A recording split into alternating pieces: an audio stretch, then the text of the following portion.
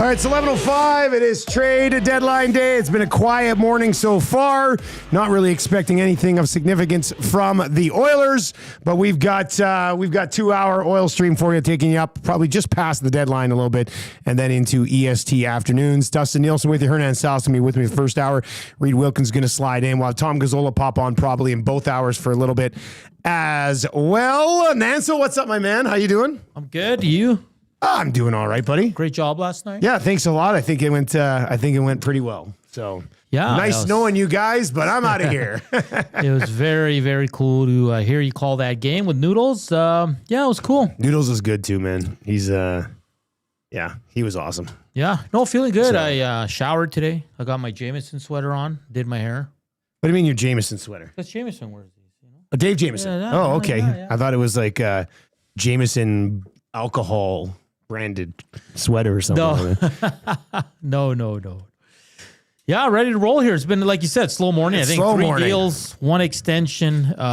Something's got to pick. What was the extension? Jordan Eberle. Oh, yeah, that's right. Yeah, Eberle, 2 more years. Good for him to still be going. 5 years old. Yeah, it makes me feel really old knowing that very first game I ever covered here in Edmonton was Jordan Eberle's first game when he scored that ridiculous goal. Yes. So, yeah, hell of a run for Jordan Eberle. Gets 2 more years. Captain of the Kraken, right? Yes. So they'll be excited to have him. All right. There's lots of speculation that we can certainly get to. We'll bring you up to speed on everything that has happened so far. We'll dive into obviously the 2 moves that the Oilers have made, and is that going to be enough for this team? But let's give you. We said it's been a slow day so far, so we'll give you the trades that have happened. Nothing that you would really write home about. I guess from an Oilers perspective, former Oiler Corey Perry being traded was something. First trade of the day. There's that trade late last night. John Carlson going to the Ducks. Pretty good pickup. The Ducks have 3 young puck movers on the left side, 3 veteran guys on the right side. I like it. I think that's a nice pickup by the Ducks. Anyway, we'll come back to that. Here's what's happened so far today. Bobby Brink for David Jiricek. That was Minnesota and Philly. Boston, Alexis Gendron, Massimo Rizzo for Brett Harrison, Jackson Edward, and future considerations. Foligno goes to Minnesota from Chicago for future considerations. Corey Perry ends up with the Tampa Bay Lightning for a 2028 second-round pick going to the Kings. And then Hinostroza, this one went down about 20 minutes ago. Hinostroza to the Florida Panthers for future considerations as well. Are you surprised that the morning's been so slow? No, it usually is. Yeah. We got some late night trades as well. Well, Fogle was a little bit earlier, obviously, but Garland, Stanley, and Shen going to the Sabres.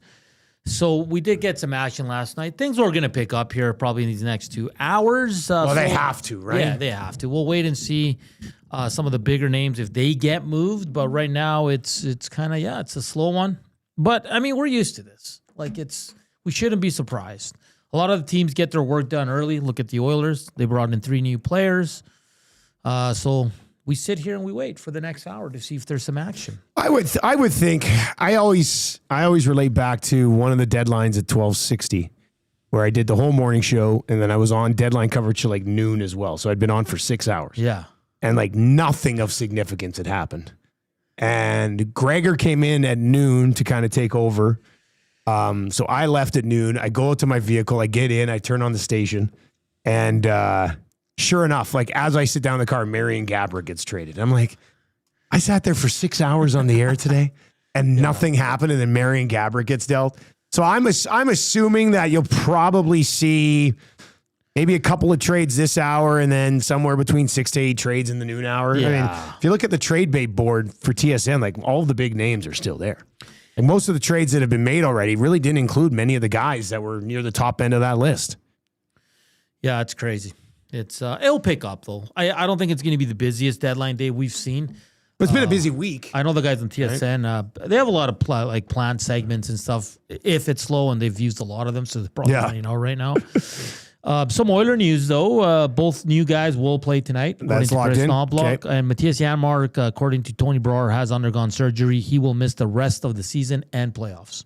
All right, so I mean, I don't want to sound like a jerk, but no big loss. No. With Matthias Janmark. It's not a big loss. No. Now, okay. So, how do you think this lineup comes together tonight, Nanzo? What do you? Yeah, let's we dive talked into about this it right off the top yesterday. here. Top line stays the same. Yep. No need to switch Draisaitl, Savoie, and Roslovic. They've been cooking. I would go Dickinson, Kapanen, Podkolzin. That makes too much sense, doesn't it? Like, It does. And then Henrique, Frederick, and whoever's going to get called up or who's been called up. Probably Doc. Oh, and yeah, Doc. Doc, Sorry. yeah. Docker. We call him Docker. Is that already Dickey, a thing? Docker, and Murph. Dickey, Docker, and Murph. Yes. Oh man, I missed so much over the last couple of days. I didn't know we'd labeled these guys with horrible hockey nicknames yet. Well, that's what they're going to be, right? I'm pretty sure it'll probably be Dickey. Docker, that's an easy one. Yeah. Docker, Murph. and then Murph. I mean, that's probably it. So yeah, I mean that lineup kind of. I mean, I guess this is why this trade was made. Yeah. Like the lineup come now.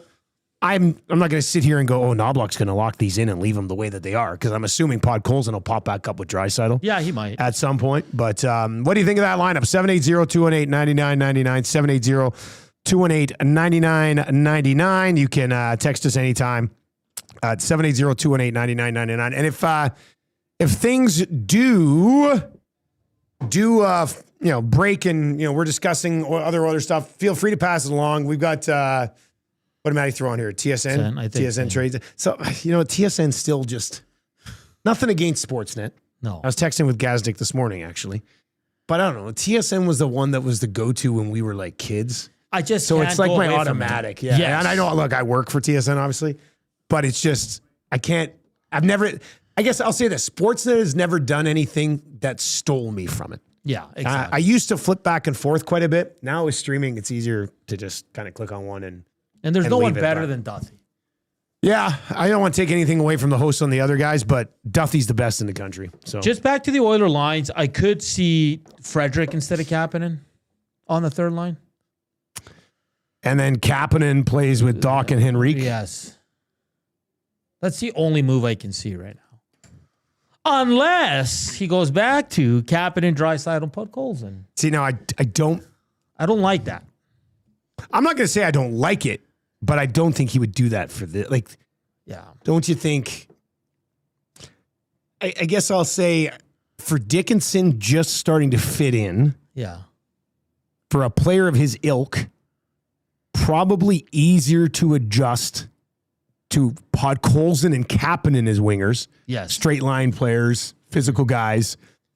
Like there's a potential for that to be a really good third line. Yeah. Like if they're physical. Speed. Dickinson apparently skates very well. So there's some potential there for it to be a pretty good third line. Now, how much will they use it? I know that was one of the things I kind of questioned on Twitter yesterday or the day before. Like people are coming in and saying, Dickinson, you can play him against other teams' elites. And I'm like, I don't see Knobloch not putting McDavid and Draisaitl out there against the other team's elites. And that's fine. You're playing against elites. But if you're caved in. Yeah, and he was caved a little bit. So. Something smells delicious. I know. I think it's Gager making something Gager making delicious. soup or something? Yeah, I think he is. What's he making? Ramen. I don't really eat ramen, but I have to tell you, I like smelling it. So that's the thing, right? Like, it depends on what charts you're reading about Dickinson, whatever. Like, it was a need. They went out and got it. Dusty. Yeah. I'm in the boat with Gager. We took a lot of heat the last 2 days because they filled the holes. Good on Stan Bowman. He did, okay? And he got rid of a guy that didn't work out in Magiapani. Gave up a first. We all know why he had to give up the first. Dickinson on the screen right now, getting interviewed by Edmonton Media. But, like, is it fair, Dusty, for me and kind of, well, I'll just speak for me. For me to be like, for me, it's a wait and see. They're better on paper with these three guys. But again, I'm a wait and see. I want to see if they actually make an impact on this team. I thought I might be the only guy that took that type of approach to it. But Gager took it as well. Yeah, it's a lot of. I mean, you can talk about how good those guys are on the penalty kill and everything. Like, I understand it, and you can't take away any of the numbers that they put up or didn't put up in Chicago. But this is going to be different. Your usage is probably going to be different. Situation's going to be different. You're going to be playing behind a bottom six if you're Dickinson with some guys who struggle defensively. So, like, I think a lot of people sort of view it as Murphy's going to come in and fix all the other defensemen. Yeah. And Dickinson's going to come in and all of a sudden the forward group's going to be good defensively.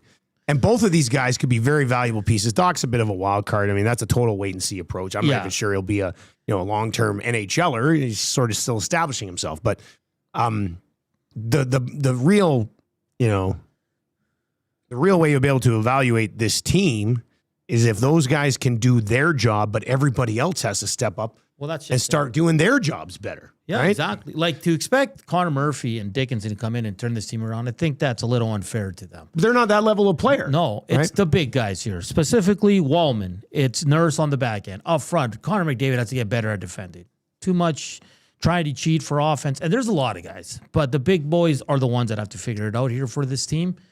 So, yeah, I'm intrigued to see these guys play tonight, Dusty. And like you said about Doc, I mean, I'll be honest, I don't really know much about him outside that he hits a lot. But I think with Doc, we're going to get the same impact Max Jones did. We're going to love him for 2 games because he's going to hit everything he moves, and then he'll kind of tail off slowly. Well, he better hit everything that moves now, if that's what we're expected from him. Yeah. We'll see. 780-218-9999, 780-218-9999 is where you can chime in. It's deadline special here of the Oil Stream. So, Maddie, what are you looking at? You look like you were going to say something there. What's the Wanaka going in the corner? I just got a quote. I don't know if you guys saw this. Is this the Magiapani one? Yeah, did you guys talk about that? No, I saw it in the chat, but you go ahead. You can. Okay, sorry to interrupt. No. Andre Mangiapane, this is from Ben Pope, Chicago Sun-Times, I believe. Mangiapane on joining the Blackhawks, quote, "It was a little tough sledding there in Edmonton. I'm happy to get out and have a nice restart and be with a good organization here." Ooh. Huh. So again, the quote was, I was a little tough sledding there in Edmonton. I'm happy to get out and have a nice restart and be with a good organization here.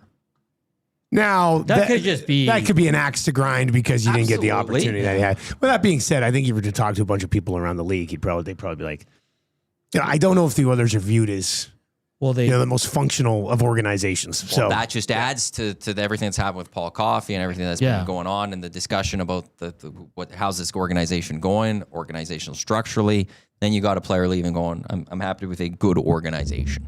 That's what I mean. I the whole Paul Coffey thing, it raised some red flags. Yeah. For sure. Now, we're not in there. I have no idea.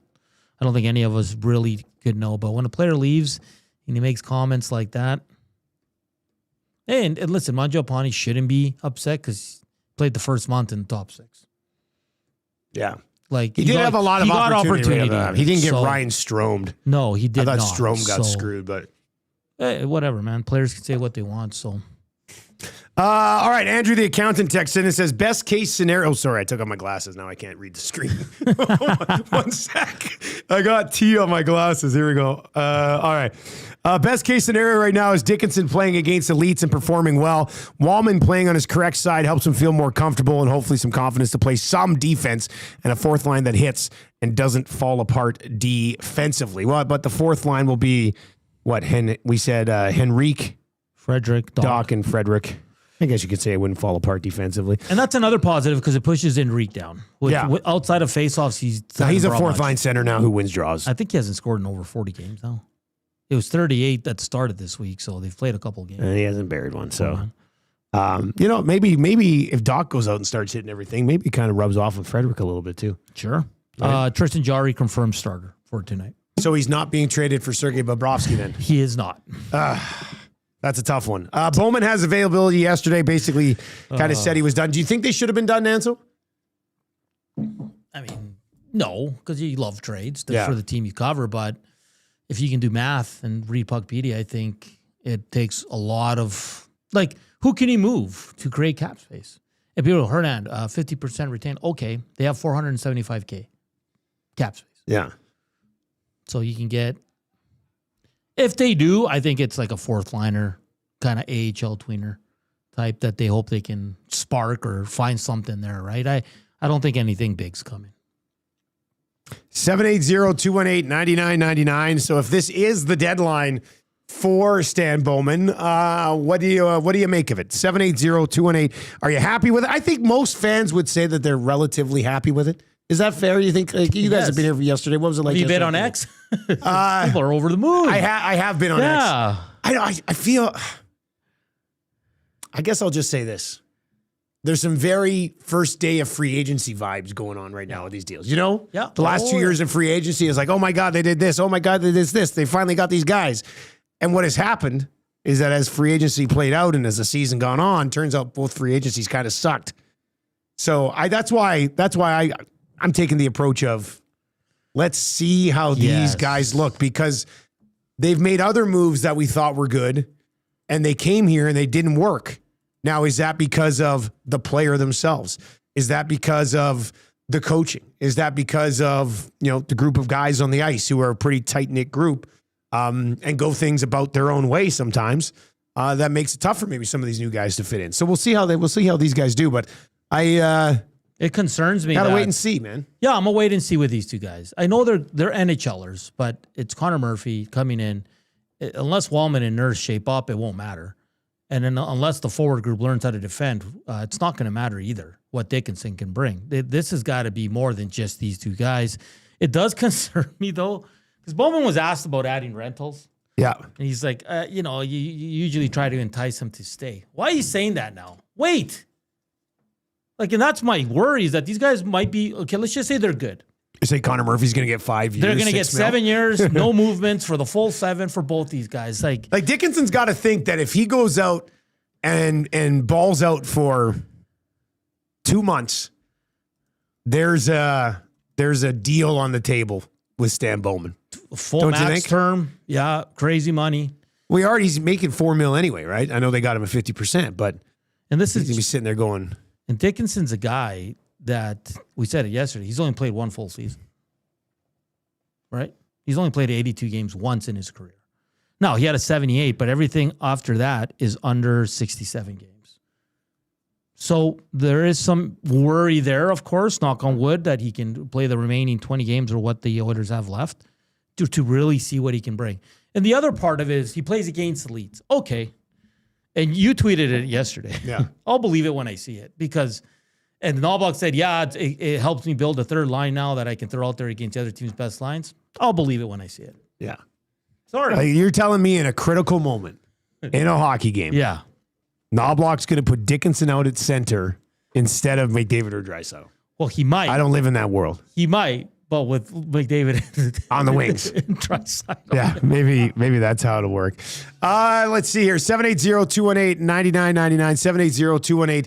780-218-9999 is where you can chime in so far.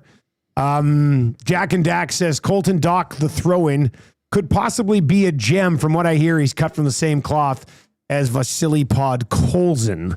I've not heard that comparison. I don't recall seeing those comparisons in draft years or anything along those lines. He was a point-per-game guy once in the Western Hockey League. And I think there's limited. I think I saw somebody, you know how it is, like after trades made, I saw somebody be like, you know what? He could be the Patrick Maroon alongside Connor McDavid. I'm like, how many guys do we have to keep saying are going to be the Patrick Maroon alongside Connor McDavid? Like, enough already. Right now, he's a fourth liner. Maybe there's something there. Maybe there isn't. He's 23 years old. He's only played 78 games in the National Hockey League. He's got 5 goals and 16 points. And Chicago was obviously willing to give up on him in this deal. So, plus minus, I would just limit your expectations. Like, if he becomes a very serviceable fourth line player, great. If he's a third line player, to me, it's a bonus, and then you go from there. But he's a big body. The reports, I know I saw some people here in Edmonton say, "Oh, he's a great skater." I saw some people in Chicago talk about how he needs a lot of work with his skating. So once again, that kind of comes back around to let's just wait and see how this looks. Yeah, he's going to go out there tonight's first 2 shifts, throw some big hits. The fans are going to love crazy. They're going to love him. And then, well, he better. But that's the thing, because Max Jones did the same thing last year. I remember Gager and I, we were over the moon with Max Jones. We're like, wow, this is what this team needs. And then the problem with Max Jones, he couldn't keep it up. So Doc, that's the thing. He's got to do it every game if he wants to stay in the lineup, right? So I'll ask you this. Zedmo says Murphy's an upgrade over Kulak. I don't know that yet.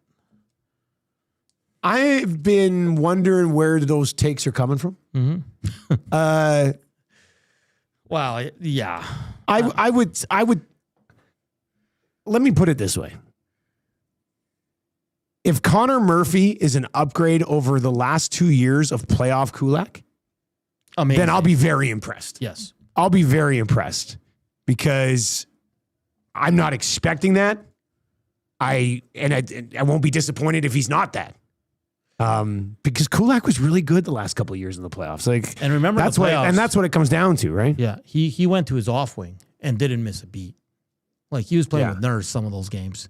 Kulak is a pro's pro, man. Like whatever you need from that guy. He was having a bad year this year, but obviously a contender valued him enough to bring him in. So we asked our Chicago guest, Caitlin Lumpkins, a couple of days ago about why Connor Murphy was 6th on ice time in terms of defensemen. What do you say about that? He said it wasn't due to his play; it's because of the youth movement. Okay, so they're playing their youth guys a lot more. He goes, he still played a lot on the PK, but he goes, yeah, his minutes did drop, but it wasn't because of his play. It was more because of the young guys they had coming up. Speaking of youth movements, if I might just chime in on this game I called last night. Okay. Zane Parekh has got to grow a pair.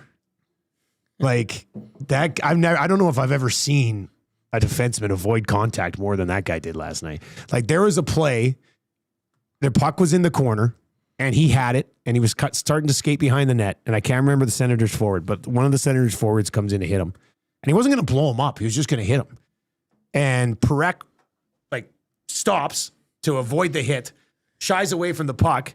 Senator forward grabs the puck, and then Parekh reaches around and high sticks him in the face and takes a penalty. Yeah. Like that kid is completely afraid of contact in the National Hockey League.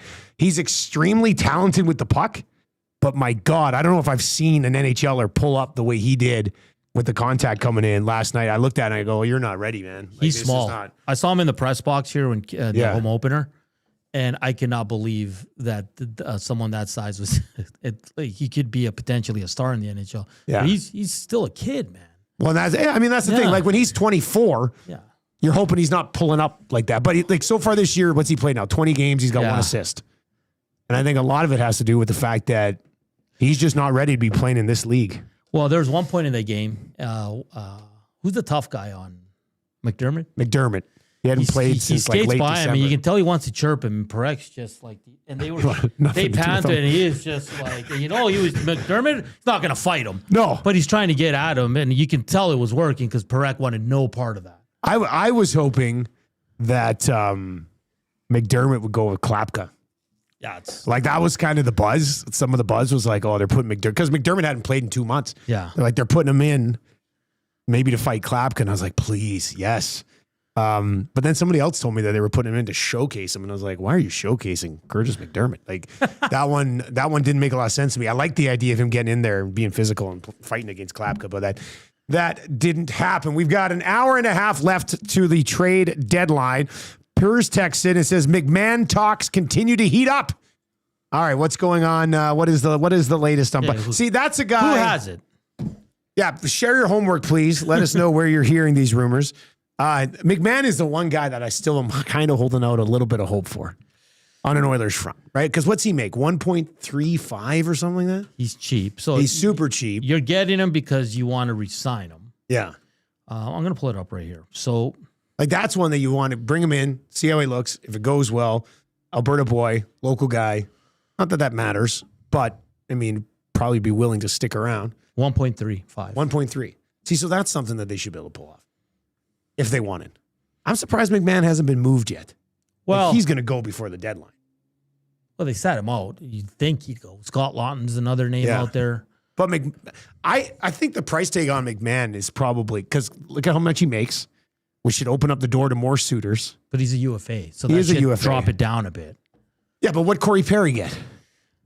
Like if Corey Perry's going for a second rounder, which he did, then Bobby McMahon's a first rounder. Yeah. Is he not? Is that not? That's probably. I mean, that's got to be what they're asking for. They're obviously asking. They're probably asking for a first rounder plus something else for Bobby McMahon. Would you do it? Another first rounder for the Oilers? You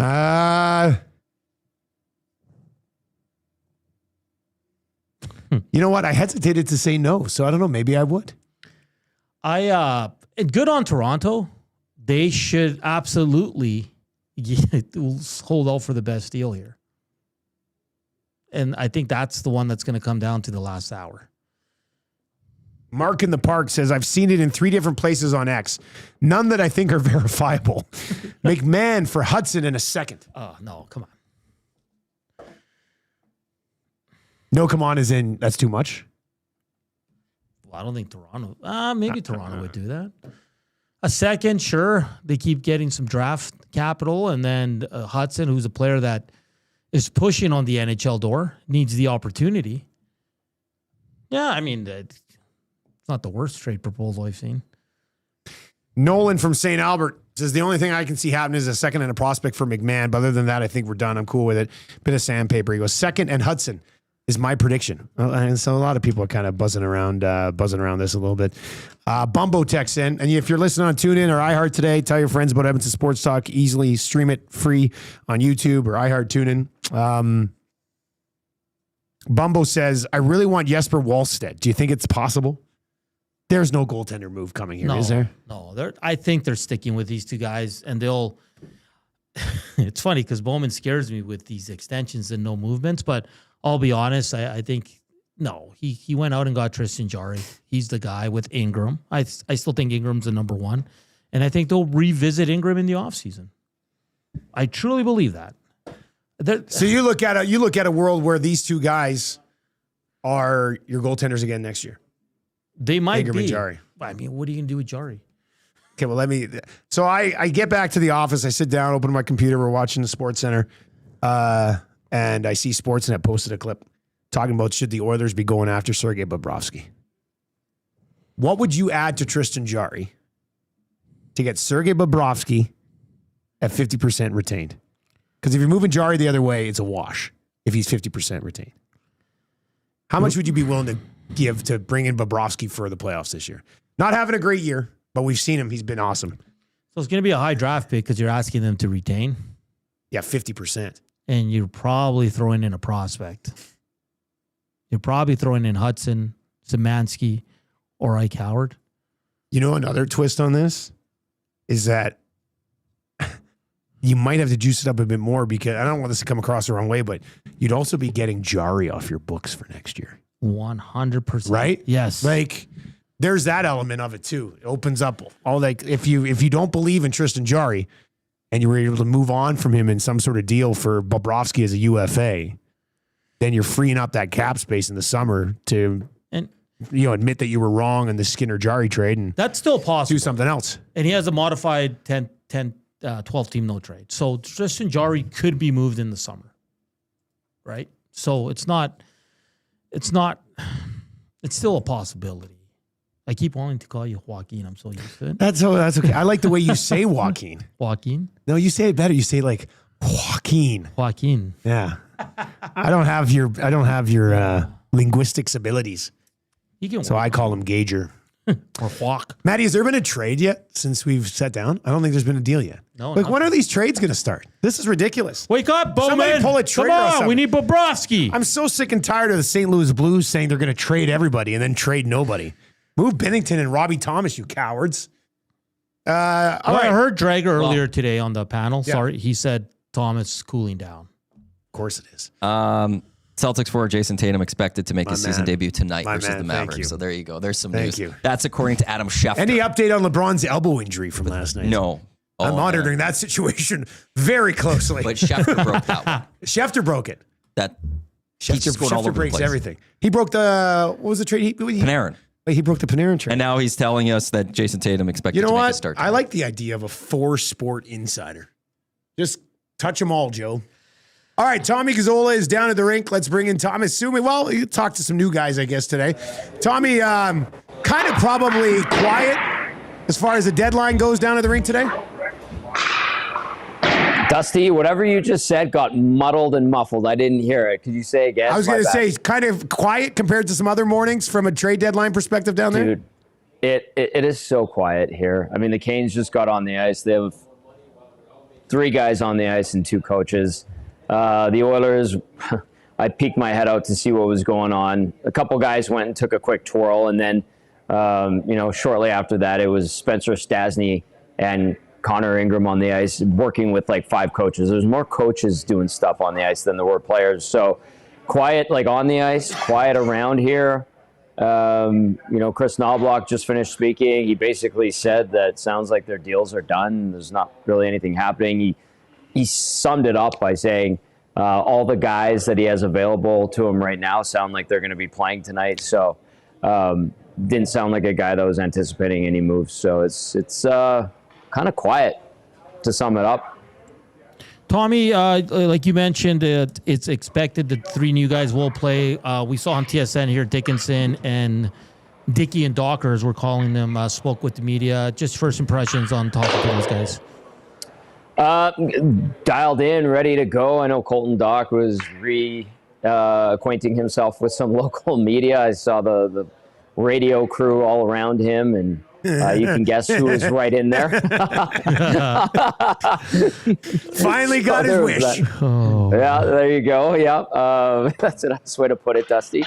And then Dickinson, to me, he seems like a guy that very business-like, in my opinion. Like he knows what the task at hand is here. He's been around the block for a while. He's been on some teams. He's faced the Oilers in the past. I know when he got to Vancouver, the hype around him was, is he going to be the guy that shuts down Connor McDavid? And, nobody really can. So the task won't be as difficult as shutting down Draisaitl and McDavid, but there's still some damn good players that the Oilers are going to have to face in these last 20 games. And then if they get, when they get in the playoffs, in my opinion, they're going to get to the playoffs. He'll be called upon to provide some steady defensive play. And that's something that Chris Knobloch talked about today, too. He said these are guys that are geared for playoff hockey. They're bigger, they're stronger, they check better. That's part of their MO, whether it's Magnus Hoppum or modus operandi, up to you, obviously. But I think, the goal here was to have bigger, stronger, tougher players to make the Oilers harder to play against. And we've talked about it on every show on our station this season, that this Oilers team doesn't really scare or intimidate you with their sheer size and strength, and their defensive ability, certainly not. It's all offense, and now hopefully they can add that defensive element to their game where they're more well-rounded and can hopefully go on a bit of a run in a soft Pacific Division that I think is still up for grabs. Mm-hmm. What do you think of the Carlson move to the Ducks? I actually really like that one for the Ducks team. That's actually pretty good. Like I think nothing against what the Oilers have done, but I think Carlson to the Ducks is probably my favorite move. That's one of the best moves so far. I think so. Out of nowhere too. Sneaky. Like, when did that happen? Middle of the night, late last night? It was late. It was like after 1 o'clock Eastern, buddy.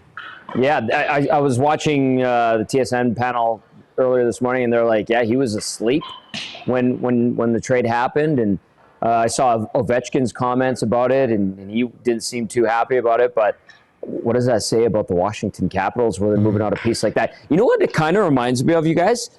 When the Oilers snuck up and got Ekholm. Yeah. Right? Yeah, that's true. Good for the Ducks. Good for the Ducks. Now, and they're the team with all the momentum in the Pacific right now.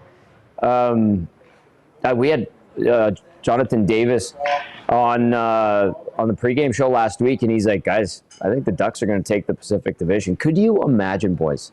Could you imagine? And they just loaded up even more. But I still think it's up for grabs. It's just good for Anaheim, and that means that they're in business mode too. So I thought that was a sneaky good pick. Foligno joining his brother in Minnesota. How about Minnie, man?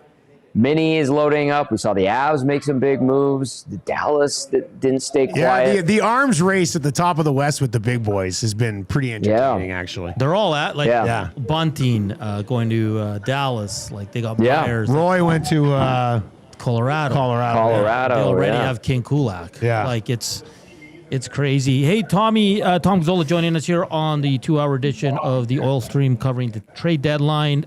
Goes up until 1 Mountain Time, an hour. I was going to say a minute. An hour and 20 minutes to go until that deadline. We were going through some lines within you guys. I know it's an optional. We won't know till the warm-ups. Mm-hmm. But we have, or I shouldn't put Dusty in this. I have Dickinson between Kapanen and Podkolzin. Where would you have him? I like that. I know that's what we were talking about in the boardroom yesterday with Reed and Jay, and that's a big, heavy line, is it not? I mean, I think that would be a good checking line. So I like the idea of it. Knobloch didn't really say, outside of like Doc being in the bottom six, he didn't really reveal too much, but he gave Matt Savoy a ton of praise. I think Savoy's been really good for them. We saw him and Roslovic flanking Draisaitl recently, and I don't think you're going to touch that top line. So if you are going to keep Podkolzin away from Draisaitl, same with Kapanen, I think Dickinson's the automatic choice. And then you get a big line with Frederick, Doc, and then Henrique down the middle.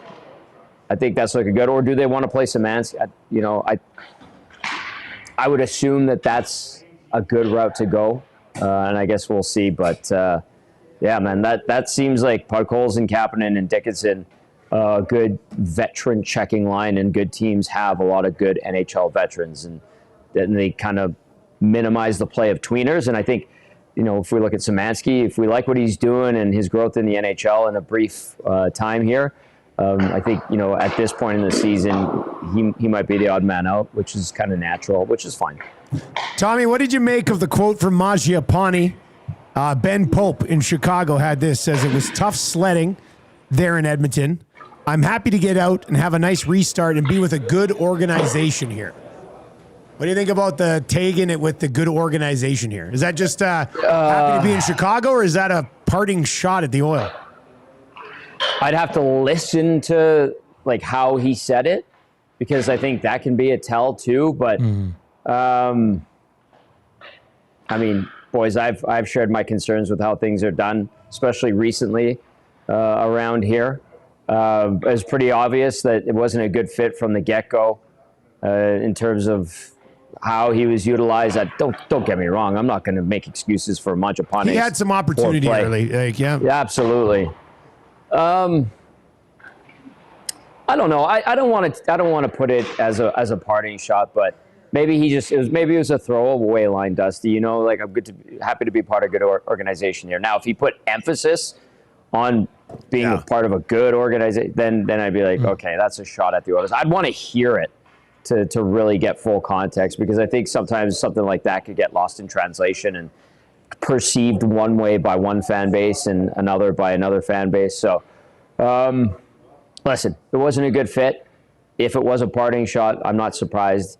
If it wasn't and it was just a throwaway line, I'd be like, yeah, whatever. I think he's trying to take the high road. But when you're getting you're getting healthy scratched as often as he was, and you're being a basically third, fourth line guy with minimal ice time when you're expected or you're used to being a skill guy that puts up points, even though last year wasn't particularly great for him. It's tough. Bad fit, bad signing. Both sides move on, and unfortunately, it cost the Oilers dearly. But we see, and I know people are probably listening and watching and going, yeah, but don't you see the price everybody's paying, and the cost of everything is expensive? Yes, and this definitely falls under that. But when you look at the route in which the Oilers got to this point where they move out Magiapani and they bring in Dickinson and Doc and end up with Connor Murphy, it's still a steep price to pay. A lot of pieces to get to where they are on paper, which in my opinion is not contender status, but just good team. Tommy, we're going to check back in with you a little bit later on when Reed Wilkins joins me in the noon hour. So we'll let you get back to the rink, and we'll chat with you in about an hour. Real quick, Dusty, the crew around here was asking if you were leaving after yesterday's performance, and I said, no, that's just hot talk, silliness. And then they also said, boy, that sounded like a Stanley Cup final game. And I said, that's just how good he is, guys. It's just how good he is. You got to crank it up a notch sometimes. So, yeah. Well done, sir. All right, man. Well, make sure you tell those guys I don't say hi. They're not surprised. Let me speak to them. They're not surprised. See you later. There you go. That's Tom Gazzola down at the rink. All right, so the Edmonton Oilers. A little bit of a slow day. I mean, it's a slow day for everybody. Now, Pagnotta is saying that the Leafs are finalizing a deal here for Bobby McMahon. Yeah, and Frank Saravalli says it sounds like the Avs and the Leafs engaging again on Bobby McMahon. We'll see where it goes. So Frank had that just after David Pagnotta saying that the Leafs are finalizing a trade. So we're looking now at maybe Colorado going for Bobby McMahon. Man, so what do you think about, like, I think in previous years, first of all, sorry, I'm distracted. Maddie, what are these? Yeah. Mike, the Michigan fan, Are these ribs? was bringing, I believe, ribs. He also has that cheese that he had last time. I don't think I with was the here for the crackers. cheese last time. But those are just, I believe, ribs. They're just that he had. ribs? So I thought I'd bring some for you guys just in case if you guys got hungry at all. Just see a little one here. Let's just see how it is. Oh, no. You're happy. That's really good. Yes. Don't eat that one, Nansel. That was mine. I took a bite. No, I got it. Don't worry. Those are really good. All right, it is the oil stream brought to you by Boston Pizza. I think in previous years, when the Oilers looked like a better team than they have so far this year, we'd be super like angry about what's happening in Minnesota, Colorado, Yes. Dallas. Yes. Now you're going to look at those teams that probably have to beat each other up, and the Oilers, I don't want to say it'll be easy because the Ducks look better than them, and Vegas is but are you concerned about what those other three teams are doing? Oh, 100%. I'm not concerned. Good for them. They're gearing up for a long playoff run. They know the Pacific's not as strong. So whoever meets in the 2-3 there in that Central, the winner of that's like, okay, we're going to get one of these not lesser teams, but teams that they know they can probably beat in a 7-game series. Yeah, and they can avoid the Colorado Avalanche. It's interesting what they're doing. Good on them for all being active. It's like they're all following each other. Like, oh, they just got another forward. We got to go out and get one. So, and like Maddie said, Cervaldi's latest tweet sounds like the Avs. There's no confirmation on Somebody in the YouTube chat says Frank's had a tough deadline so far, though. What's going? Did I miss something with Cervaldi? A couple of things. So one of the things is he did say, I believe it was yesterday, that Corey Perry has told the Kings he wants to Oh, was that him who had stay, that? I saw that. And Yeah. they were going to then discuss Talk about extension. contract. Then today, all of a sudden, we have Corey Perry off to the Lightning for Okay. 28. Yeah, he sucks then, I guess. So there's a couple of those things that have popped up. I think overall, a lot of the insiders have had moments this year, unlike other years. I think I saw one. Not Elliott. Back-to-back tweets. Dregs and LeBrun, and LeBrun was like seller's market, and Dregs right above it was buyer's Yeah, market. because Dreger earlier this week said it was the buyer's market, and then as of we saw yesterday, it clearly became a seller's market at some point. And now it's a nobody's market. As we're basically looking at is Bobby McMahon going to get traded before the deadline or not? What'd you make of Parayko yesterday, saying thanks but no thanks to the Sabres? I think the bigger story, and we don't know this, it was that Doug Armstrong was shopping him, making trades for him without his approval.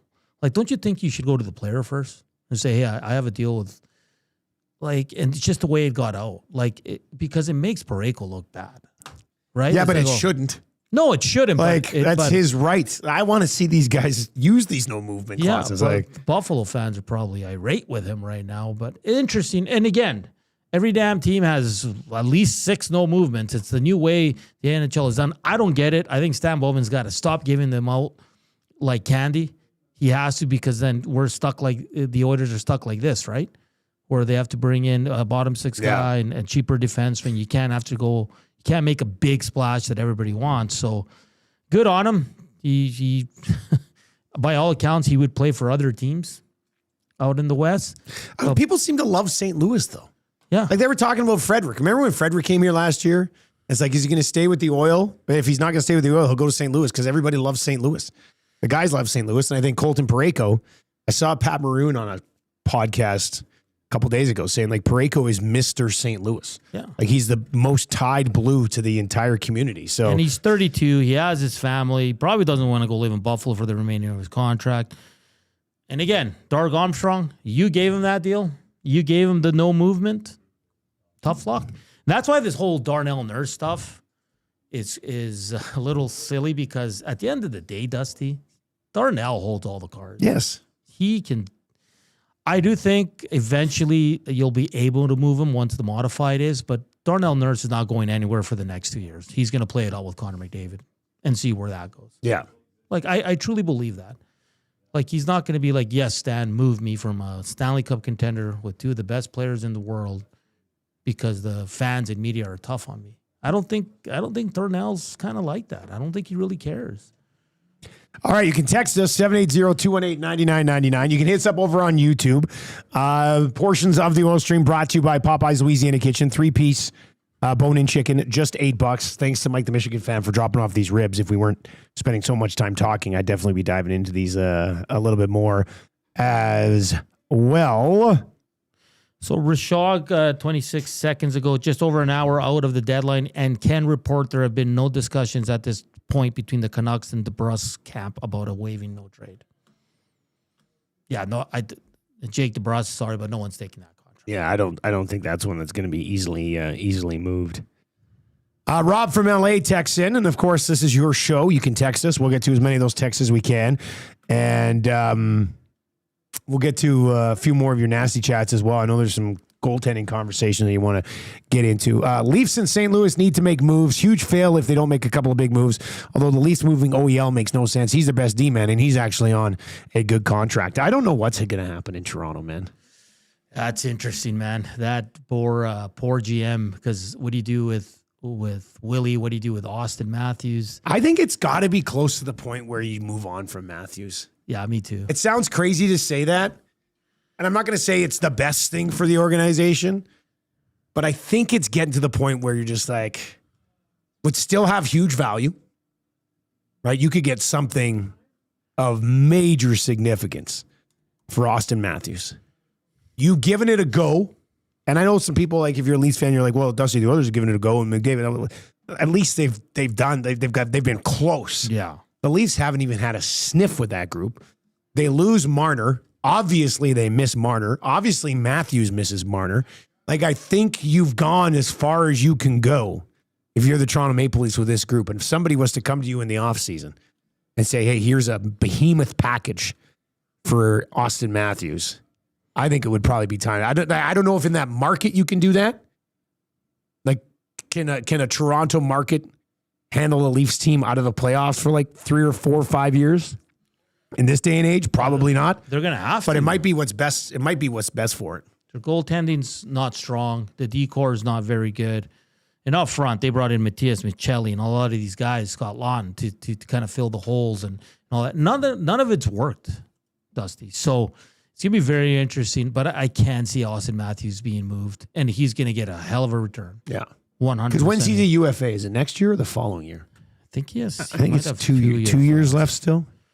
So you might as well do it now. And then that team gets him for sure at least 2 years. Yeah, he has 2 years left. Yeah, so this year and one more? No, there's 2 more after this year. 2 more after this. Yeah, so you can move him this offseason. The team that's going to be getting him will pay a pretty price because they're going to get him for 2 more years and then have a 2-year exclusive window to try to lock him up long term.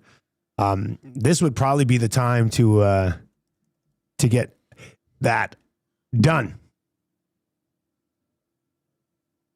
83 runner says, load up on picks. Great future players coming up through the draft. What do you think of Calgary and Mackenzie Weegar getting the 3 seconds?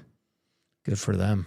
I like Mackenzie Weegar. I know his stats this year are off, but he wasn't on a very good team. I think he's going to help Utah for sure. But good on Calgary, man. They're collecting right now because they're always in that no man's land, right? For years now. Yeah, like what are they going to learn? Just tank a little bit. You'll get a top 5 pick, even a top 3 pick, but they just don't get it, Dusty. So I don't know what to think about the Calgary Flames. I do like the move for Utah, though, getting a hell of a defenseman, a veteran guy who's all out every game in Mackenzie Weegar. 780-218-9999. And you can slide in to the nasty chat over on YouTube as well. Somebody was, I think when we were talking about the goaltending earlier, somebody was basically saying, well, who cares between the pipes when this team plays the way that they do defensively? We do have a trade. Okay, finally. It's not a big one. Ah, damn it, Hernan. Elliot Friedman just threw this out. 20 seconds. Nick Deloriers to Carolina. So that'll be for some sort of...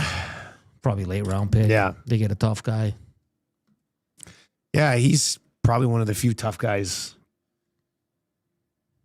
really left in the league, right? Like he's one of the guys that, I'm not going to say appointment tuning for the odd scrap, but one of the guys who can throw him a little bit, I guess.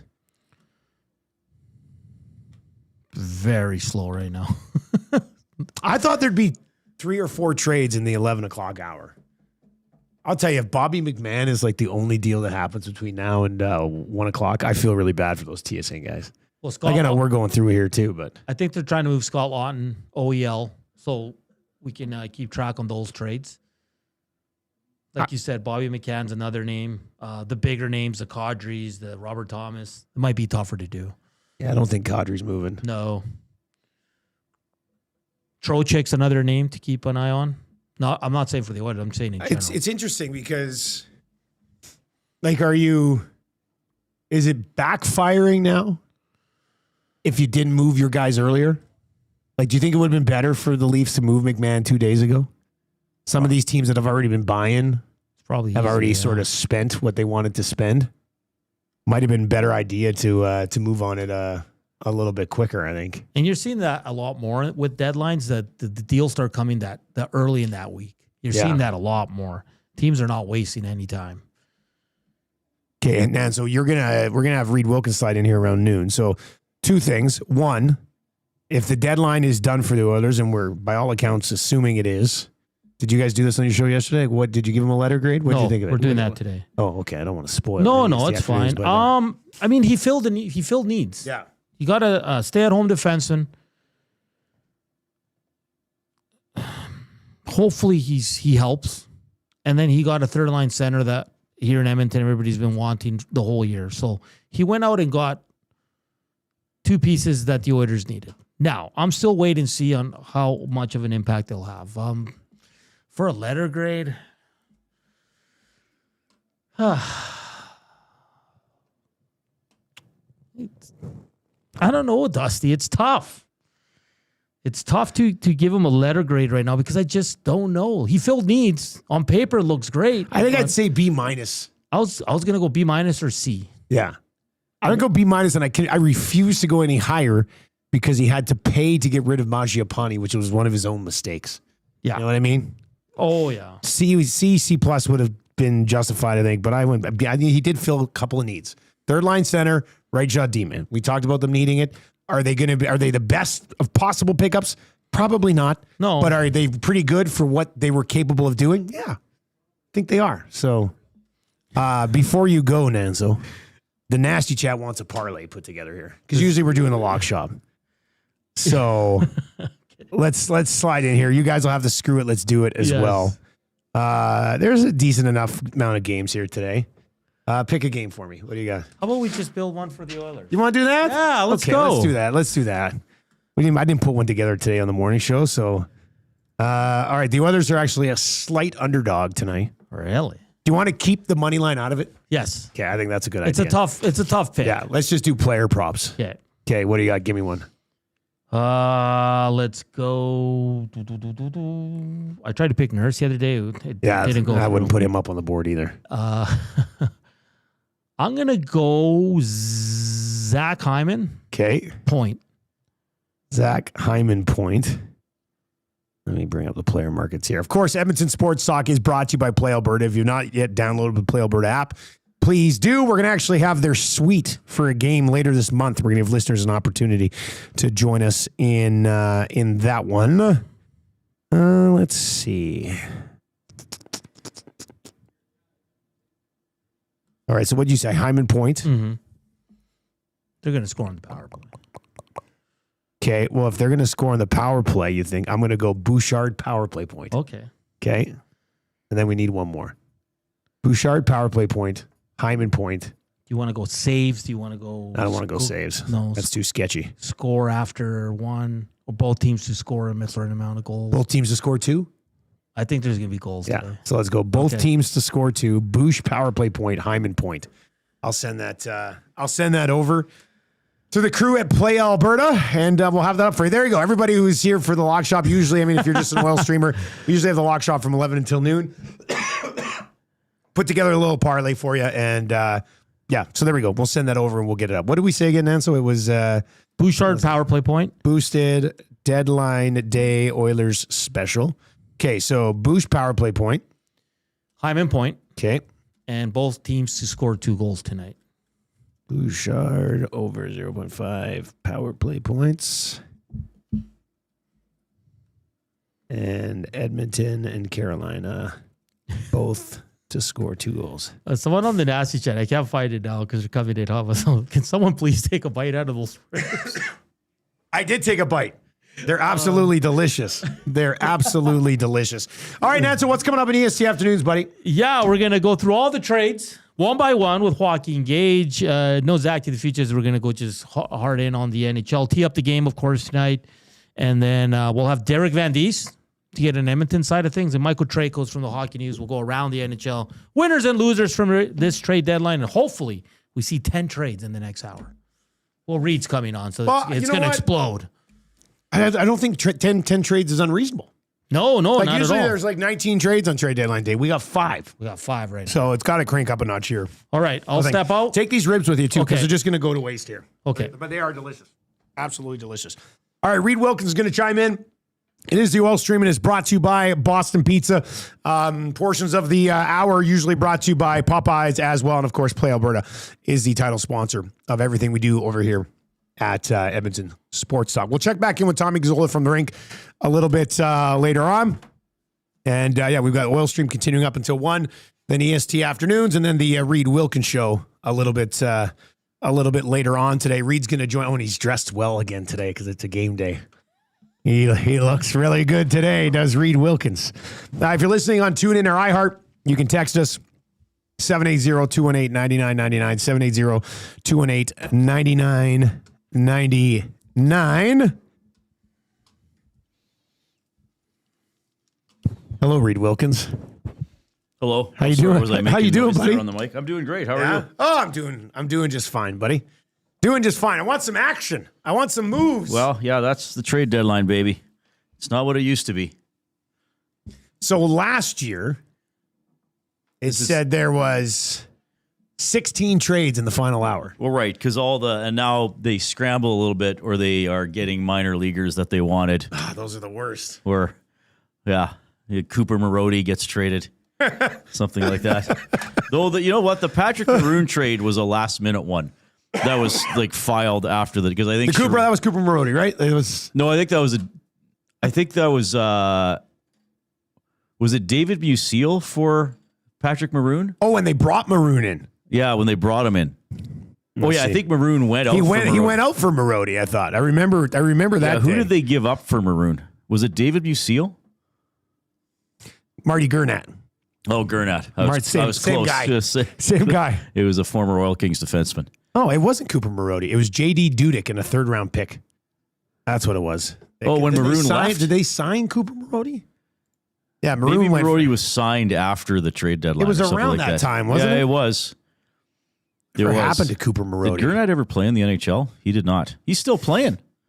I think I got Marty Gurnett in a Spengler a couple years ago. He's only 32, I guess, so. Cooper Marody's still grinding it out in the American League. Who's he with now? He was with the Lehigh Valley Phantoms, which is Philly's farm team, right? Right. And isn't he from that part of the world? He's from Michigan, I think. From Brighton.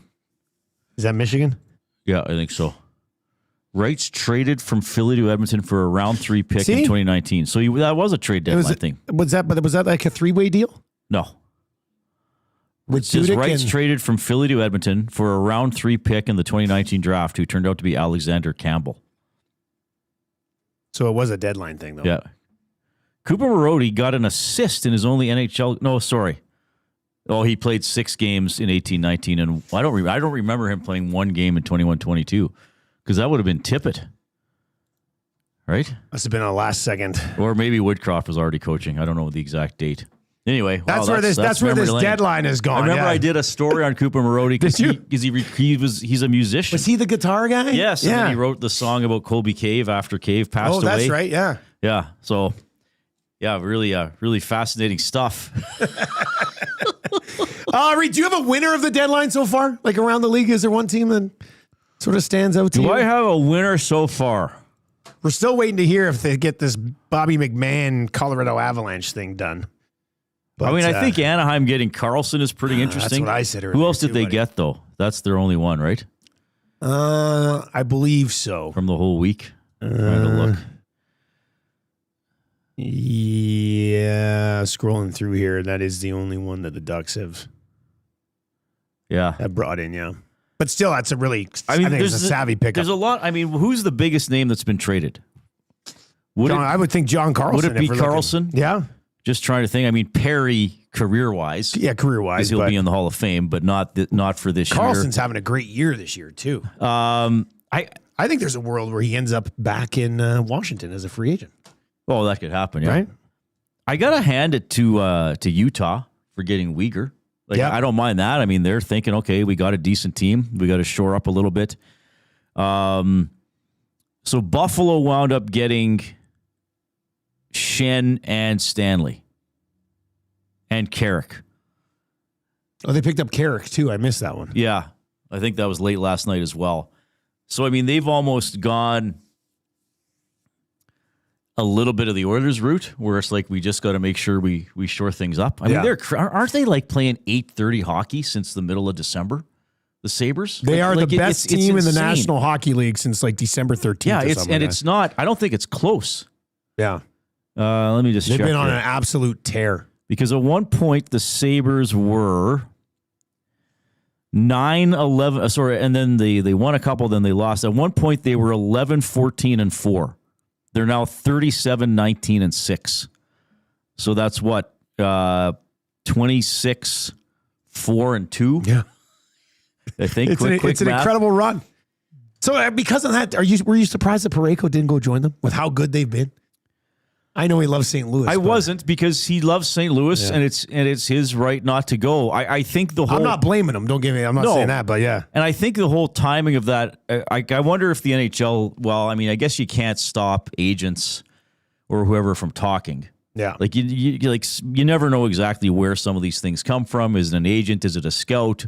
Is it a GM? Is it a secondary level manager, right? Who might have a relationship with a media guy and say, "Oh yeah, like we're doing this. You know, I'll do you a favor here," there. Because it shouldn't have got out. And why are they making a trade involving Colton Parayko if he's not going to trade his no trade clause? Like, did he tell them, okay, you can work on a trade, but then I might veto it? Or did they just do it and then went to him? Yeah, but if he wasn't going to go to Buffalo, then why did they not already know that?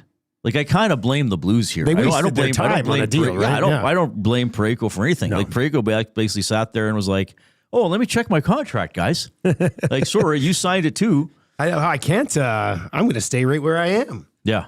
Still, though, I mean, I thought it would have been a good pickup for Buffalo, and then they settled for Stanley. Yeah, who's like, to me, he's one of those Tyler Myers all-star team. Like, I'm big and I got reach and I get in the way. Yeah. But do you actually? I don't know. Some of those guys, like Tyler Myers, is the same thing to me. I think he's very overrated. But again, it's size, right? If you're big and you got reach. Like, I saw some stat thing where like Myers was something like 7th in the league in poke checks. But in turnovers, he's like one of the worst defensemen in the league for turning the puck over. But he can poke it back from He's him. rangy. Yeah, he can poke it away from you, get it, and then give it back. Yeah, that's what he does.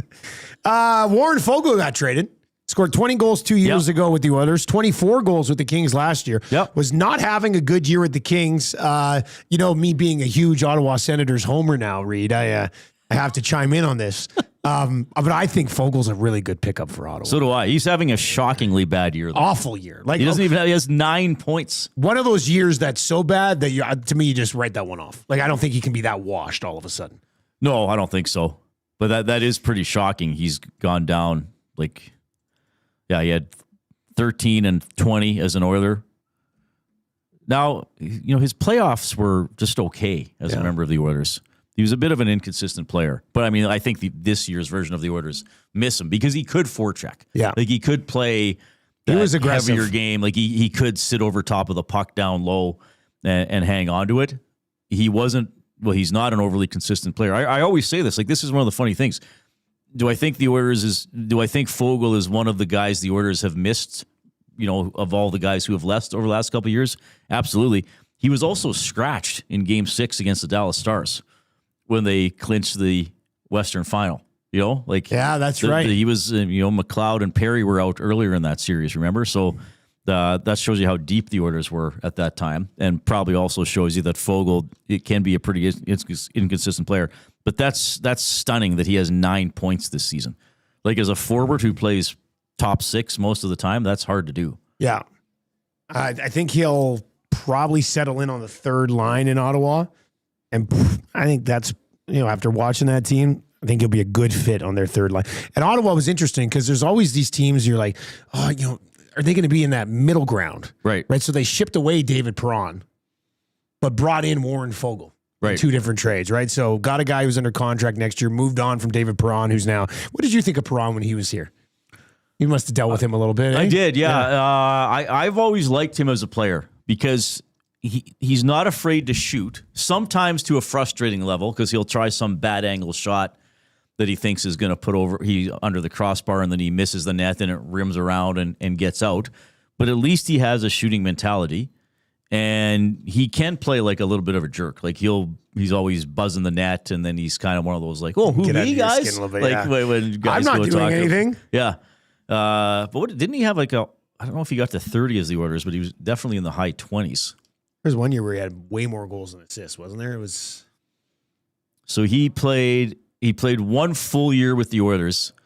He had 28 goals and 29 assists for 57 points and 90 penalty minutes, and then the next year he played half the season, 38 games, only had 5 goals and 19 points. And then he was traded for Klinkhammer, was he not?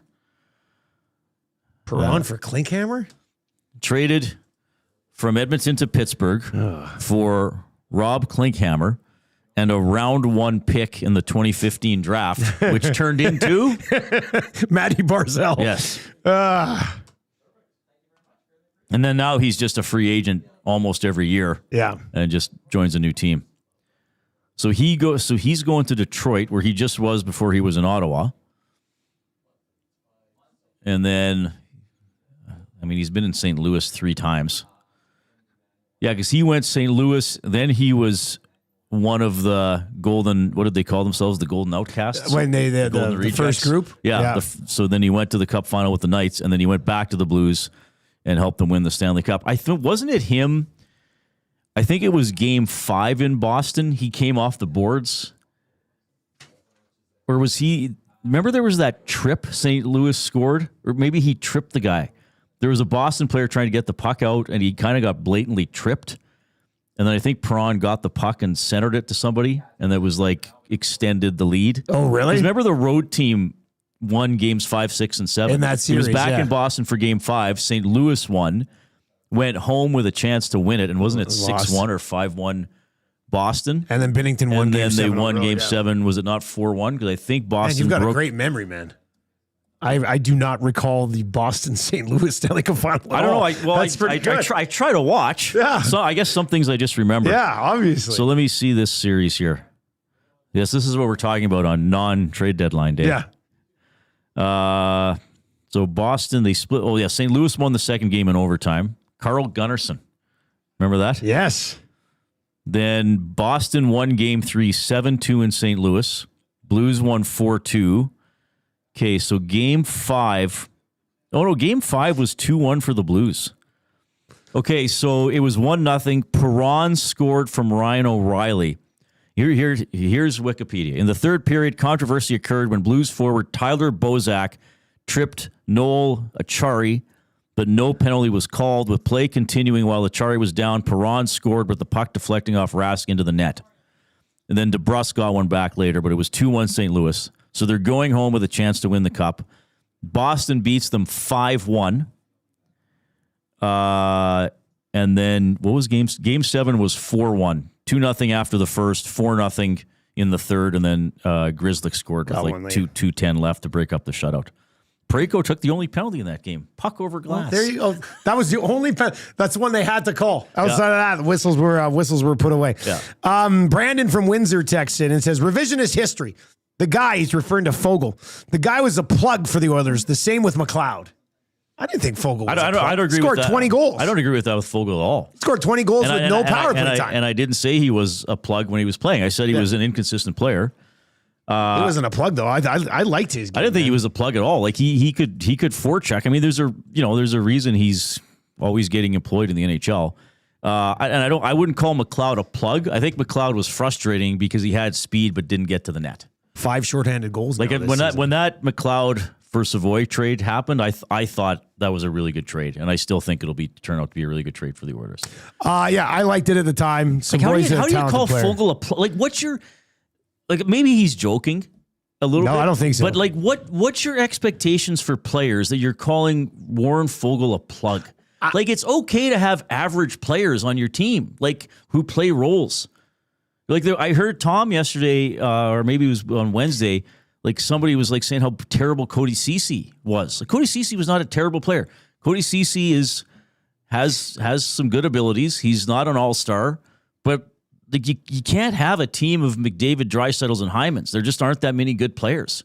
So you have to round them out with the Fogels and Cecis and Dickinsons and Murphys of the world, quite frankly. I would throw this out there with Foegele too. How many guys on this team in the last 10 years have scored 20 goals for the Oilers with no top unit power play time? Foegele did it.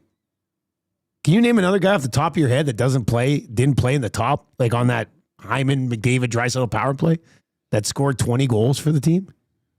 Corey Perry came up just short, but he got PP power play time. He eventually replaced Hyman, didn't he? Foegele scoring 20 goals here 2 years ago was probably glossed over a little bit too much. But he's a really good third line player. It was a good pickup for really good, but he's a good third line player. How many power play goals did Foegele had of his 33 goals as an Edmonton Oiler? He had 1 on the power play. It wasn't the year he got 20. And he had a shorthanded goal both seasons. No, like he's a decent player. I don't see him as a plug at all. Like could he be frustrating at times? Yes, because I think there was some inconsistency there. But he was better than Arvidsson or Skinner or Magiapani were. He done better than all those guys. Yeah, right. Yeah, That's what I'm saying. To be honest with you, not even really that close. Right. Timothy Liljegren has been traded to the Washington Capitals. The return on that one is yet to be announced.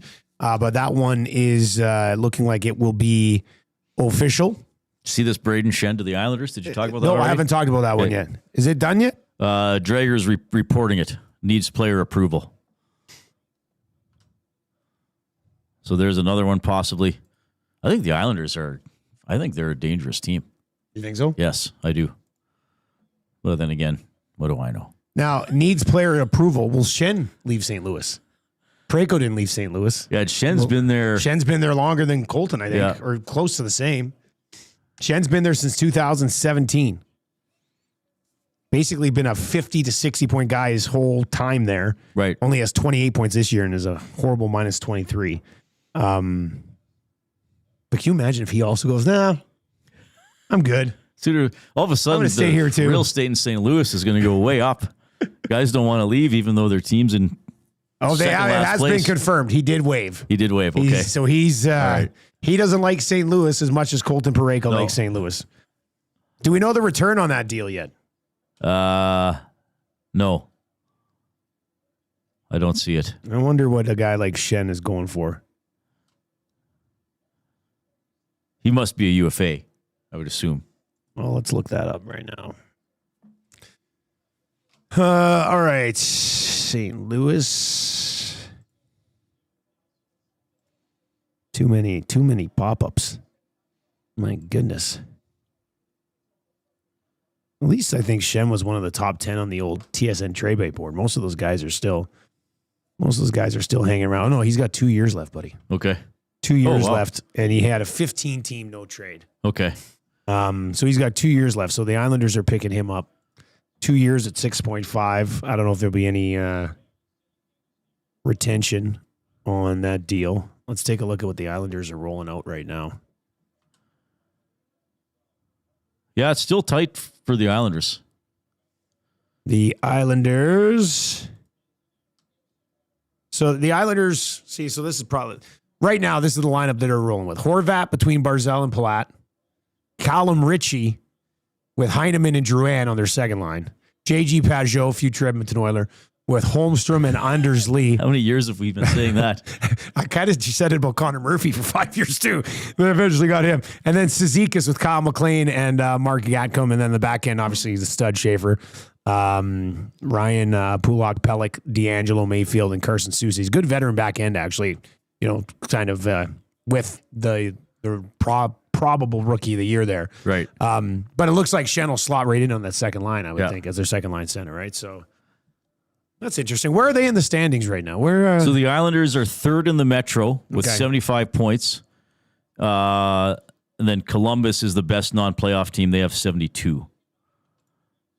And, yeah, they're in the same division. So right now the Atlantic has both the wild card spots with Montreal and Boston, just barely above. There's some teams knocking Columbus. on the door there. Yeah, Columbus is right there. Columbus is close. Washington's Sens are 4 back. hanging around. Ottawa's hanging around. Are you getting something in your... Yeah, it's Tommy. He's connected. He's at that's the rink. Tom. Yeah, it's just behind I was the all scenes, creeped yeah. out. I'm like, No, who's okay. checking I don't in? think anybody else can it's hear him, fine. but we can hear him. Oh, okay, it's just us. Yeah, I'm sorry. mute yourself, Tom. We'll bring you in. We'll bring you in He a just couple put in the minutes. nasty chat that he's lonely. Oh, yeah, it's so lonely down at the rink. Well, this has been it's always interesting. It's interesting for us as broadcasters, but it's even interesting for fans on a day like this, watching the TV people dance for several hours. This is a lot of time. It is a lot, but they have to do it. Yeah. I was actually shocked that TSN did a mock draft lottery. Like, Yeah, that was happening right when you walked into the office. I was today. like, why would they do this? They had the placards. Yeah, they with, had with O'Neill turning them over and announcing them on the big digital board, and I'm like, okay, like what is the point of this? Like to me, that's a little too far. And then the Leafs win the draft lottery, and Duthie's all like, no, we didn't rig it. Okay, we what do you didn't rig think? it. Rigged or not rigged, do you think? Duthie seemed to think it wasn't rigged, and I would trust Duthie. Okay, but I think But it did could he be know? rigged, but Duthie didn't know. Yeah, maybe. Right, like whoever's producing the show, Right. is like we're gonna put the Leafs in at first, and O-Dog will love it because he's the Toronto guy. But I would think Duthie probably didn't know, and so it was the Leafs, which the rest of the country was probably just, you know how it is with Toronto, right? You're watching Yes. Sports Center for the day, and you're just like, oh, of course the Leafs are gonna win the. And if they But do, it if they means do win nothing. it, people will say it's rigged. Well, some people still think it was rigged for the Oilers to get McDavid. Was it? I just love this. It's like, well, Bettman's against the Oilers, but he rigged the draft lottery, so they got McDavid. Like, you can't have both. Oh, Rashog's on right now. There he is. It's like Bowman's not even going to talk today. Well, yesterday I'm down in Calgary and I see Bowman's availability. And I thought, oh man, already done. Yeah. I hate when they do that. That to me, I don't know. You were in the media chat. Were you guys asking for Bowman? Or did they just offer Bowman up yesterday? I think guys asked. See, because that pissed me off. Because we're sitting here going for 2 hours. If Bowman hadn't spoke yet, Oilers fans would be sitting on the edge of their seat going, oh, something's still coming. He hasn't talked yet. Something's still coming. He hasn't talked yet. Right. But he speaks yesterday, and then obviously it's a buzzkill for the rest of the deadline. Yeah, somebody asked if yesterday if Dickinson and Doc would be around and if Stan will be talking, and then Oilers PR said, yeah, Stan can talk after Chris today. Yeah. Since there actually was trades. Oh, so Yeah. his Monday talk was the lead into the trade deadline. Yeah. And then he trades Murphy about an hour after. That was right after that, wasn't it? Yeah. Right. And then, no, wait a minute. How did it go? Then did he ever talk? No, and then he didn't talk about Murphy till yesterday, right? Or did he do something else? I can't No, he remember did. now. That was his first time he talked about it was yesterday. Right. Yeah. Murphy talked during the Yeah. first intermission Of the game. of the game on Tuesday. Tuesday night, yeah. Right. O-Town texts in and says, that guy calling Fogle a plug is the exact problem with Oilers fans. I guarantee that dude thinks Bouchard is terrible and not worth $10 million. If Bouchard won the Norris Trophy, what percentage of Oilers fans would be furious? Sorry, I don't want to be cheeky with you guys because I love you so much, but you know that is a fascinating question. Might get an answer to it. like what if he gets 90 points, wins the defense scoring race by 10 points, say? Yeah. And what's his, I got to check his plus right now because he is plus. Yeah, he's plus. Yeah. Yeah, no, he's like I'll plus sort 13, plus the 14 defenseman maybe. here. I think he's in the plus teens. He's plus 13. Yeah. So how about this? Bouchard's plus 13. Now, and I know right now people are like, damn it, Reed, we don't use plus minus anymore. Plus minus Well, is for losers, Wilkins. Sometimes we do. Bouchard's plus 13. Werenski's plus 8. Now, here's the thing. Makar's plus 34. and plays a little bit more than Bouchard. Boy, Quinn Hughes is playing 27.45 this season. Yeah, he's actually too. -2 now. He was on played the less worst games team in the hasn't league. He's played 56. Yeah. Lane Hudson's plus 22. But I mean, Bouchard's probably going to finish with 16 more points than Lane Hudson. I've already declared it that I think it'll be a Werenski narrative vote this year. What do you mean? Like, he could finish second last year. He hasn't won one yet. Okay. He's in the mix again. He'll probably have the most goals. I think that's what he'll probably. And if Columbus makes the playoffs, he's their team MVP, which you can't say about Makar or Bush, I don't think. And I think that'll probably help his vote too. But the thing about Makar is, Makar still has 21 power play points. Bush has 25. So even though Colorado's power play are they still last? They were last for a while, right? Which is shocking. They were last when they were awesome. At the beginning of the year when they weren't losing, their power play still sucked. Quinn Hughes leads the leads defenseman with power play points, 28. Bush has 25. But I think this year we're going to see Bush be a finalist, though. I think so. Werenski, Makar, and it could just be those three guys. I'll say this: it would kind of be a slight to him, or it would be a slight to him if it's Hughes, Makar, and Werenski. Yeah, he deserves to be in that spot this year. And he does kill penalties. Now the Oilers PK, it's terrible. I know some people, but he's used in that role. Their penalty kill sucks. Colorado's power play is still dead last in the league. It is. Who's second last? 15 point. Calgary. Well, Calgary was last night. Them and the Islanders are both at 15.8. Wow. Yeah.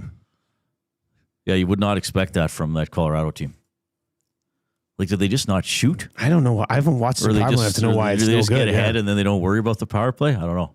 Oilers penalty kill is 26th in the league still at 76.7%. Okay, here's a question for you. I looked yesterday. And we'll get to Tommy in a sec too, yeah. Are there any teams currently in a playoff spot with a worse penalty kill than the Oilers? Montreal.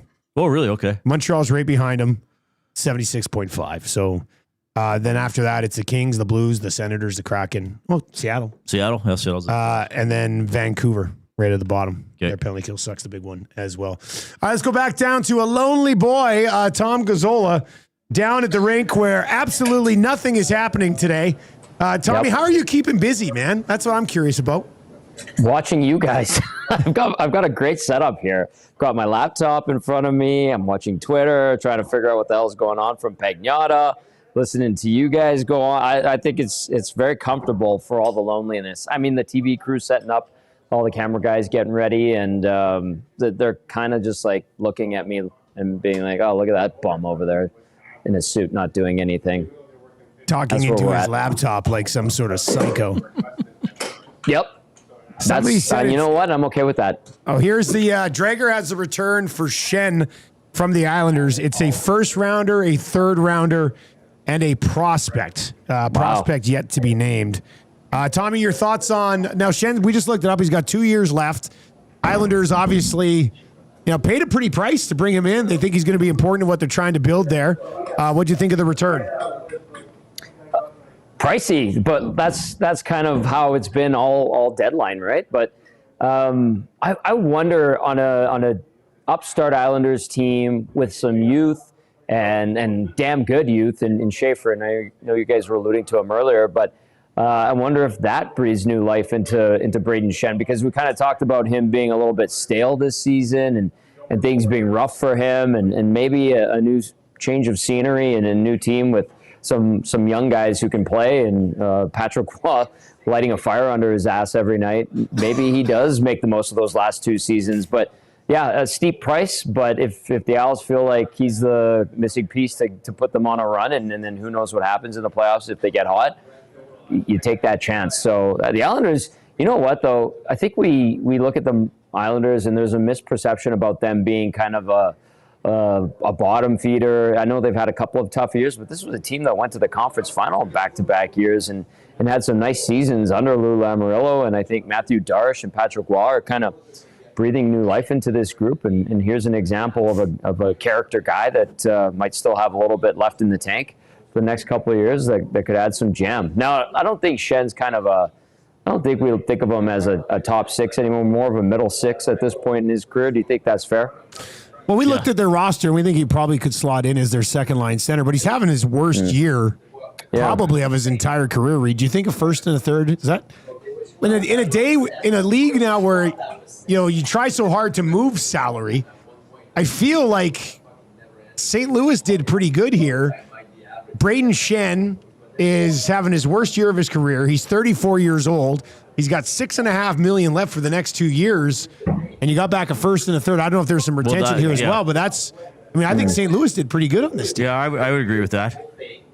And I mean, who knows who else is after this player? If there's a bit of a bidding war, and then I mean, it's got to be fascinating being a GM, because you probably always feel like you overpaid, but you don't want to be the guy who is trotted out before the media and the fan base and was like, well, I just decided to do nothing because I wasn't willing to pay. Yeah. Well, I'm putting out a team. I'm going to continue to ice a team that is not good enough to win the Stanley Cup. But gosh darn it, I didn't overpay for anybody. So you should applaud. Weird times, isn't it? I want to get to this text from Surveyor Brett. Says, Tommy's suit looks like that painting in Seinfeld that George looks at shirtless in the bathroom. Somebody said they couldn't hear you because your suit's too loud. Do you describe that as a loud suit, Wilkins? I do not. No, I don't see think it as a loud suit. I don't think that's loud at all. It's it does look like a bit of an optical illusion, I think, because of how it looks on the camera. Yeah. It's actually like brownish gray. It's very. I don't know what's the word. It's not loud at all. Actually, I think it is the effect on the camera and the lighting and everything. When you see it in person, it's kind of it gets dubbed old manish. But I think because of the pattern. But I think the way you wear it, how you match the tie and the shoes and stuff like that. Kind of. I would call it like British sophisticated. Wow. How about that? Okay. Yeah. Sure. Tommy, with the moves that the Oilers have made, and it looks like that's pretty much going to be it, has it changed your opinion on their playoff potential?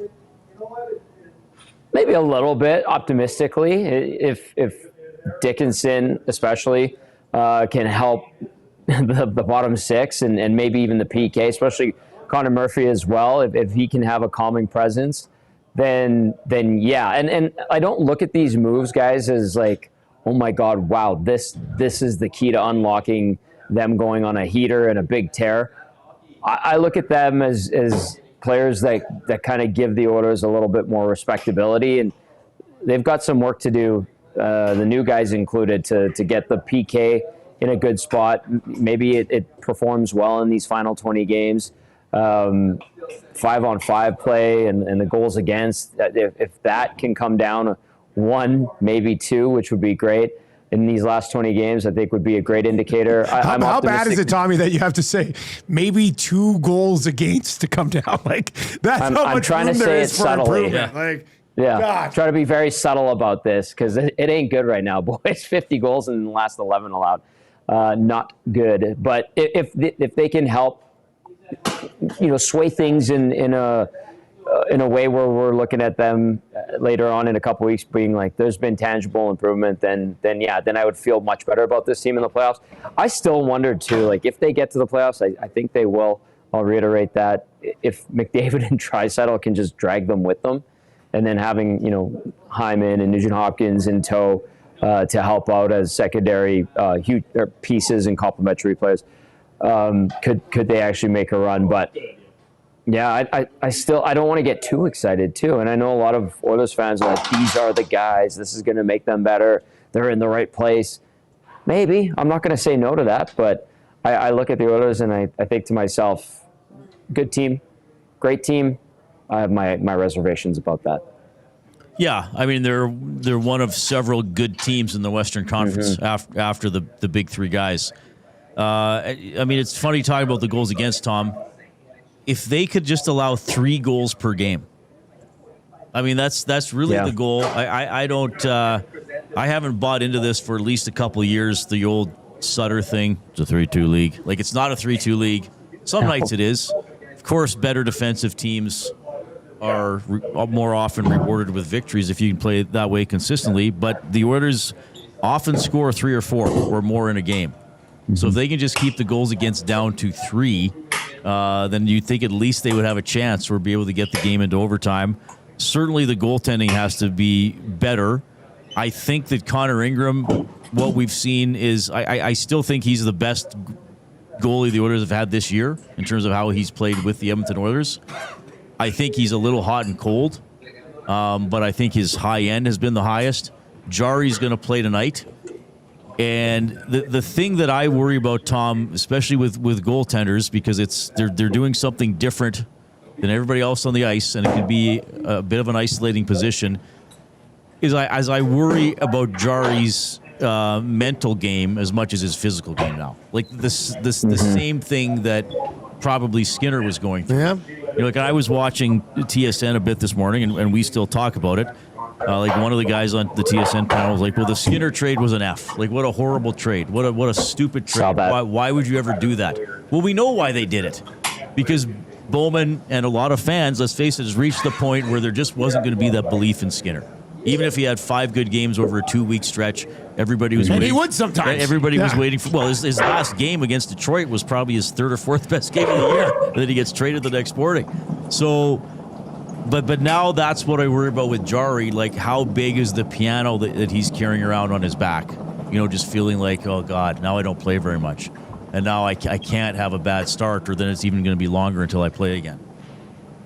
That would be concerning. I hope it's not like that, but I understand where that thought comes from.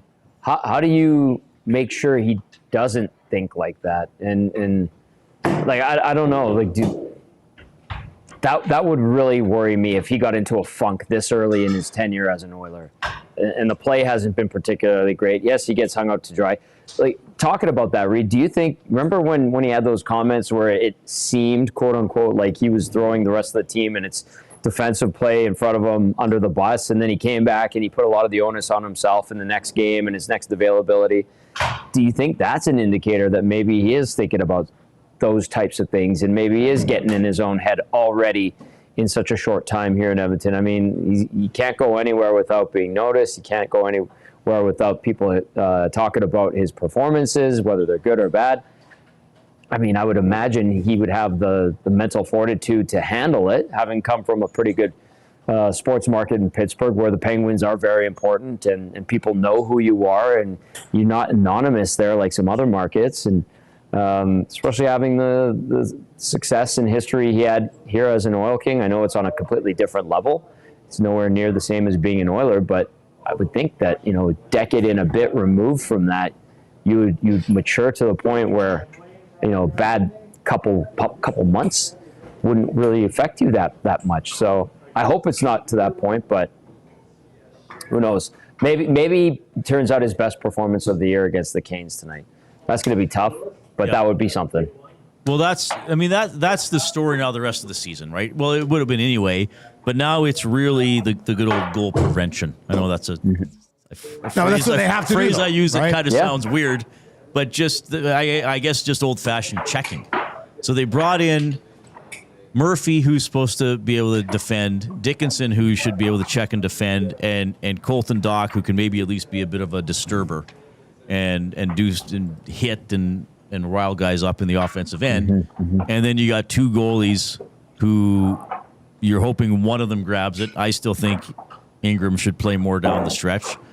Jari hasn't started in 3 games, so nothing unusual for him to get the start tonight. But that's going to be the story. Will the players that they brought in be able to perform the roles that they need? And then I still think the rest. I mean, if Connor Murphy defends well, but Jake Wallman and Darnell Nurse are still floating out of position and chasing guys they shouldn't chase, it's not going to matter. It's not going to matter. Yeah, these trades alone. I mean, the trades can help, but the trades alone aren't going to fix what ails this team right now, right? Like they're gonna need everything else to kind of get back back on track. And if having Dickinson here, gives them a playable third line, then that's a positive that they can start to build on. We were looking at it. I mean, it seems almost like it. I mean, it all sort of falls into place nicely, doesn't it? Isn't it Dickinson and Podkolzin and Kapanen? Isn't that what you try to build with the third line here? I would think so. I like the idea of that line being together and being guys that grind opposition defensemen below the goal line in the offensive zone and finishing checks and just being a nuisance to play against. Like guys who play like jerks. I love that style of play. It makes it hard on other teams. And again, I said it in the last segment I was on, the Oilers aren't really perceived as a hard team to play against, but those three guys, maybe one guy gets a hit, sparks the other guy. He wants to do the same thing as his line mate, and it kind of tilts the ice in their favor. And all of a sudden, the other team's defense are taking that quick shoulder check, maybe aren't as quick to make their play, and that could create some momentum. And then you get some offensive zone time, and then offensive zone time leads to a goal. Like it starts out simple and starts out small, but that line could do those types of things potentially. And it could have a positive wave and impact on this group. So I think those three together would make a lot of sense. And then I don't know what to make of the fourth line. I know Frederick's been playing better since the end of the Olympic break, which is encouraging. I'm curious to see what Colton Dock is, to be honest with you. And then Adam Henrique, since he's come back, he's had a few chances, and I think it's kind of more of the same with him. But maybe getting a legitimate third line and kind of plug in some holes could be the beginning of eliminating one or two goals against. Maybe a half goal against the game. I don't know. Start there. Start somewhere, boys. Yeah, start with a goal in the third period or something like that. And it's interesting that they start against Carolina, who's the number one team in the Eastern Conference by points. I know they're not the hottest because Buffalo, as Dusty and I were talking about, rarely. Well, actually, Carolina's 8-1 and won in their last 10. Which is better than Buffalo's last 10. And Carolina, I know they've usually, under Brind'Amour, they make it to the second or third round in the playoffs. But I feel like during the regular season, they're kind of known for being a fast, tenacious, and an intelligent team. And the Oilers at times look like they have zero of those three qualities. Sometimes they look slow. Quite frankly, they often look dumb, and they don't often look tenacious enough. Well, they do, Dusty. No, you're not wrong, man. You're not wrong. I'm sorry. When all five of them are standing there watching the puck, and you got a guy wide open back door, you're right. I mean, the way to describe that would be they look dumb. They look confused defensively. And quite frankly, now, I did this because, Dustin, sometimes with the questions, you got to shoot your shot. Yeah. And that high sticking penalty question I tried with Knobloch 4 or 5 weeks ago didn't go anywhere. But God, I feel like they take a lot of high sticking penalties. That's dumb. Yeah. That's dumb. Like, don't do it. Don't wave. I don't have your stick. Look after your stick. Don't have your stick waving around. Yeah. So somebody get Rita Snickers. Well, that is in general a dumb penalty to take, though. It's not like you're trying to hook to get the puck, or you're trying to cross-check somebody and win a puck battle. You're sticking them in the face. So Carolina, Sebastian Aho, Seth Jarvis, and Svechnikov. Stankoven with Jackson Blake. That's some nice youth mixed in here, too. Yeah. Stankoven with Jackson Blake and Taylor Hall. Then Stahl with Martinick and Nick Ehlers on their third line. And then Kotkaniemi, Eric Robinson, and Carrier. And then on the back end, Slavin, who's an absolute stud with Chatfield. Keandre Miller, who was recently added with Sean Walker. And then Gostis Bear with the Russian guy that came over. And this is a solid lineup. The Oilers, this is one of those games to me, and we've seen it a lot, and they managed to do it, and it's exciting. But, Tommy, you can't spot the Hurricanes 3 goals tonight in the first period. I think you're going to come back and win this hockey game, can you? No, that's a dangerous game to play with this Canes team. And if that is what happens and we see the trend continue, I don't like their chances of the dramatic third period comeback because, let's face it, they've done it against teams that are kind of in that mushy middle that we've described this season. And I don't know how many times you can pull yourself out of a deficit this year and get into the idea that it's easy and it's just old hat and it's like, we're down 2, we'll be okay in the third period. This might be the exception. You can't do it against the Canes. You certainly can't do it against Colorado and Dallas because they've whooped your ass, and Minnesota too, quite frankly. Now Edmonton has played Carolina well in recent years. I'll give them credit for that. They won that game earlier in the season. I think Edmonton's taken 3 of 4 from the Canes. So they tend to raise their level against Carolina, but we only see this team twice a year. But the way Carolina's been playing and the way the Oilers have been playing, I mean, if you get back into that same pattern of coughing up leads and then trying to dig yourself out in the third period, I don't like their chances tonight. Not at all. No, November 15th, they beat him in overtime, right? On the Draisaitl goal. Yeah. Yeah. Oilers were up 2-0. Carolina tied it. Oilers went up 3-2. Carolina tied it. And Oilers won in overtime. Tommy, what time you get going tonight?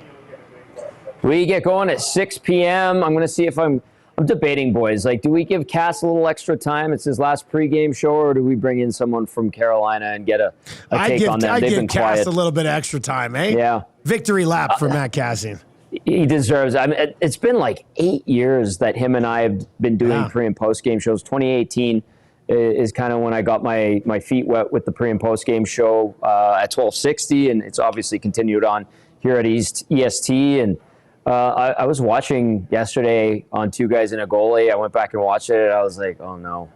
It was getting dusty in my office. That's weird. That time of day. And then I was on with Joaquin and Hernan, and I was they asked me what I thought of Cass, and terrible dude, smells like cabbage, just like Swears Calgary. a lot. Swears a lot. He's not nice to kids. Horrible husband and father. Yeah, exactly.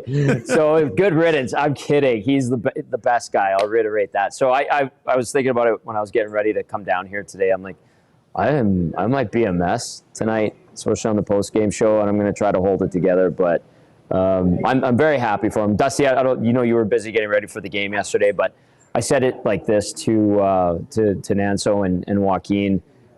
When we work with people and they're part of our circle and they're moving on to something bigger and something of importance, however you regard that, and Cass he really is. Yeah. He's going to unveil it when he wants to. I think that's a good sign. I think that's a good tell in regard to like what we're doing as a group, and that just to see the emotion from Cass too and everybody around our station. Reacting to him and his departure, I think is an indicator of the type of person he is and what we've got going on if people are moving on and because they're being recognized for good work. And it's going to be a tough hole to fill, but we'll get through it. It'll be tough in the shortcoming or in the near future, but we'll figure it out. Okay, before I let you go, one word to describe the Oilers deadline. Adequate. Oh, adequate. I like that one. Yeah. I like adequate. Adequate. Yeah, I like adequate. Good work, Tommy. Yeah. All right, buddy. We'll let you go. You'll be back 6 o'clock right after Reed Wilkins show. He's on with me at 5:20. Oh, there you go. Don't You're on forget, with him Tom. at 5:20. I've sent you the link. Can't wait. Yes, you did. Thank you, Reed. You're very prudent. All right, loves give sending the Reed a link. Snickers. I really do. I think you sent me the link twice yesterday. Oh, yeah, I made sure you had it. Yeah, I know. That was great. All right, buddy. We'll see you later. See you, boys. There you go. That's Tommy Gazzola, well-dressed, down at the rink. What do you think of adequate as a way to describe the deadline? Yeah, that's probably fair. Yeah. Appropriate. So, appropriate. Appropriate. Adequate. They acquired appropriate players for their shortcomings. Yeah, I don't think. Yeah. Well, that's what it is. That's perfect. That's what they did. They acquired appropriate players for their shortcomings. Yeah. Which, is adequate. Will it be enough? Maybe. So my whole thought. I've been saying this for 2 months. Like I still think, and I'm not trying to slight the Ducks. Maybe I am trying to slight the Golden Knights because they've got like 4 wins against playoff teams. Mm-hmm. There we go. Sorry, Tommy was talking to Harry in the background there. I have always thought that the Oilers are going back to the conference final at least, and these changes make me feel better about being on board with the conference final trip again. But I don't think these changes have changed my opinion of beating Dallas. Or beating Minnesota, or beating Colorado. No, I would agree with that. Those 3 teams are just all excellent. Yeah, I mean, I think the Oilers could beat the Ducks in a 7-game series. I also think they could lose. I also think that would be a highly entertaining series. Yeah, I mean, every game could be 6-4. Yeah. Now, but here's okay. Let me ask you this. Let's look at the. Well, this is probably not a good time of the show to bring this up. Here are the top 5 teams in the Pacific Division. Okay. Okay. Vegas, Anaheim, Edmonton, Seattle, San Jose. Rank their goaltending. Okay, give them to me again. Vegas, Yeah. Anaheim, Edmonton, Seattle, San Jose. To me, Anaheim is 1, and then it gets very muddy. I was going to say Anaheim. I like the young kid in San Jose, but to me it's Anaheim, and then it's kind of a wash with the rest of them. Which is, I mean, I also really like Anaheim's blue line now too. Right. Like they added Carlson, but they've got 2 other vets on the right side. Yeah. And Truba and Gudis. Like that's a really good right side. That might be one of the best right sides in the league with the way Carlson's playing this year. And then you got 3 young guys on the left side. And Carlson's played playoff games. Yeah. The thing is up front, how are those forwards going to react when every shift is a battle for every inch on the ice? I'm not saying they're bad players. It's just there's that still like, oh, wow, I've never been through this before. True. But they did bring in Killorn. Who's the other guy who's hurt right now?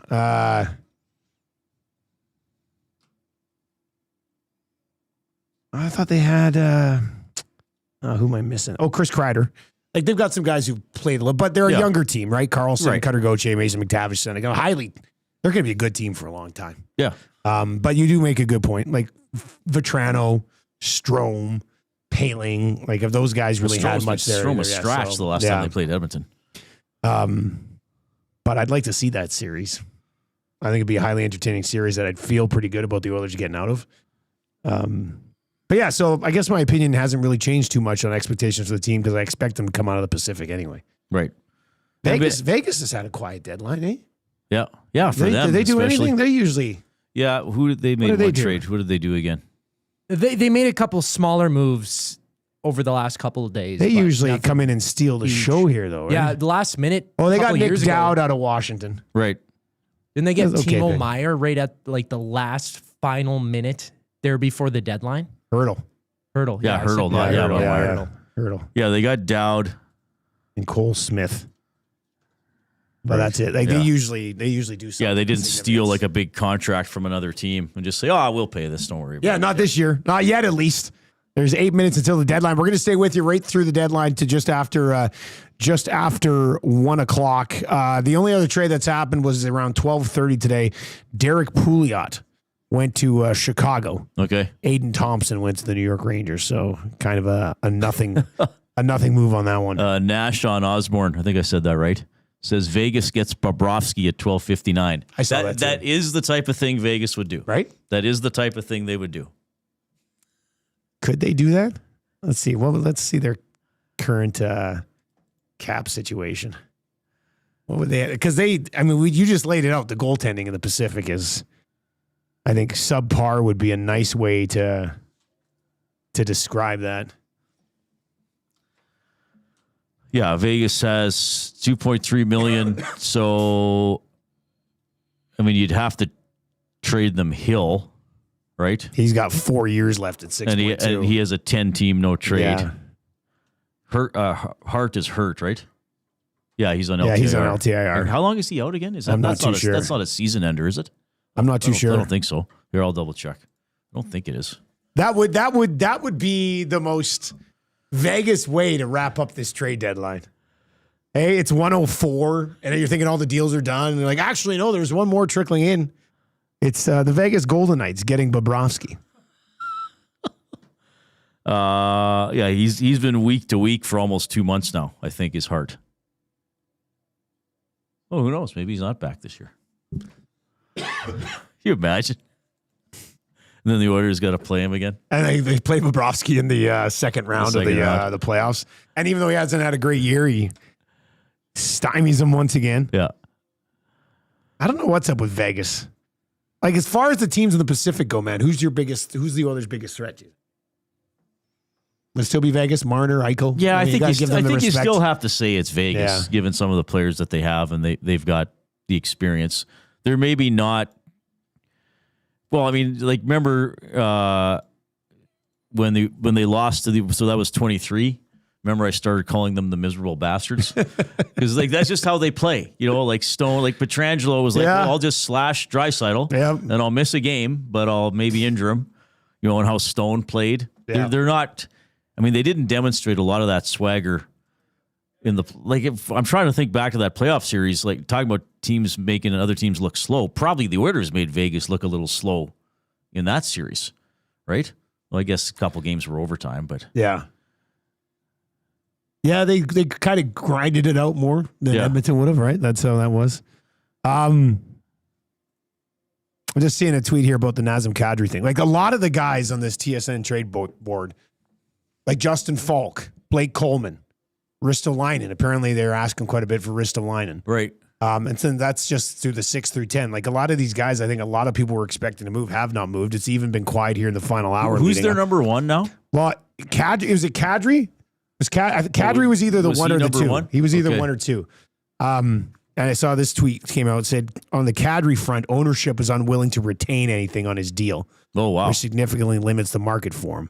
And I heard this yesterday with what he just said. He said, I believe the Flames had a deal in place with the Avalanche, but with retention taken off the table, they changed their mind and went to Toronto to get Nick Roy. Oh, okay. But yeah, I think Colorado was pretty eager to get their hands on Kadri, but Calgary would not retain, so they had to flip somewhere else. Kadri would have been a good pickup. Line's if up he could there. have got something. They got Line 21, 5 games, one. You're one kind point this of season. stretching on the trade bait board at this point. Just 10 trades so far. Last year there were 24. 24 there were 23. 23 there were 21. And 22 there were 32 deals. And this is just on the day, though. This is just on now the day. it's the week, right? Yeah. Like we look back on Ekholm as a trade deadline deal, but it was like 4 days before. But wasn't it? even last year, 24 trades on the day. Yeah, that's kind of. And we've got 10 trades on the day so far today. What do you think is that just the cap screwing with everything, or prices simply just too high? The summer's where it's at now with free agency and trades. The draft and then after free agency. And then again, I think now GMs are like, well, I'm just going to do it. The offer, it's not going to get any better in 3 days or worse. I'll just do it now, get the guy for 2 or 3 extra games and that's go it. from there. Just move earlier on it. Right. Like Bowman was probably like, okay, this is the Connor Murphy deal. Got ahead of it a bit on what am I right waiting shot for? D, right? Right. A few other right shot Ds ended up moving moving after him. But yeah, a lot of the big names that were out there have not moved. In fact, we're still waiting. Aren't we still waiting on the Bobby McMahon? I thought both Saravalli and Pagnotta were like Colorado. Colorado was trying to get something done for McMahon. Yeah, still waiting. Nothing on that one's moved yet at all. So that's interesting. Yeah, Jeremy Rutherford is saying he still thinks the Blues could move Falk. So this all has to happen pretty quickly. They'll have to start rolling in. Technically, there's 2 minutes and 15 seconds left until the deadline, but we have seen as many as like 3, 4, 5 trades after. Yeah, 2 or 3 hours. Yeah, there's the after. odd one that trickles in. Yeah. Those ones always surprise me because how do the insiders not get a sniff of that at least? Well, that's a good point. You know, and like, the league office has to apparently process them. Yeah. Do they still fax stuff? I would think up until a most few of years this- ago, I think they were still faxing things. Don't you think trades should be reported over the phone though? Like I would not even trust an email nowadays. Like you go out and you acquire Bobrovsky and you send in the deal and an hour later you get a bounce back and you forgot an I in the email. Yeah. And you're just like, oh no, what have we done? Like that would not be good. Yeah, like Amishman says, no more double retention. That's a good point.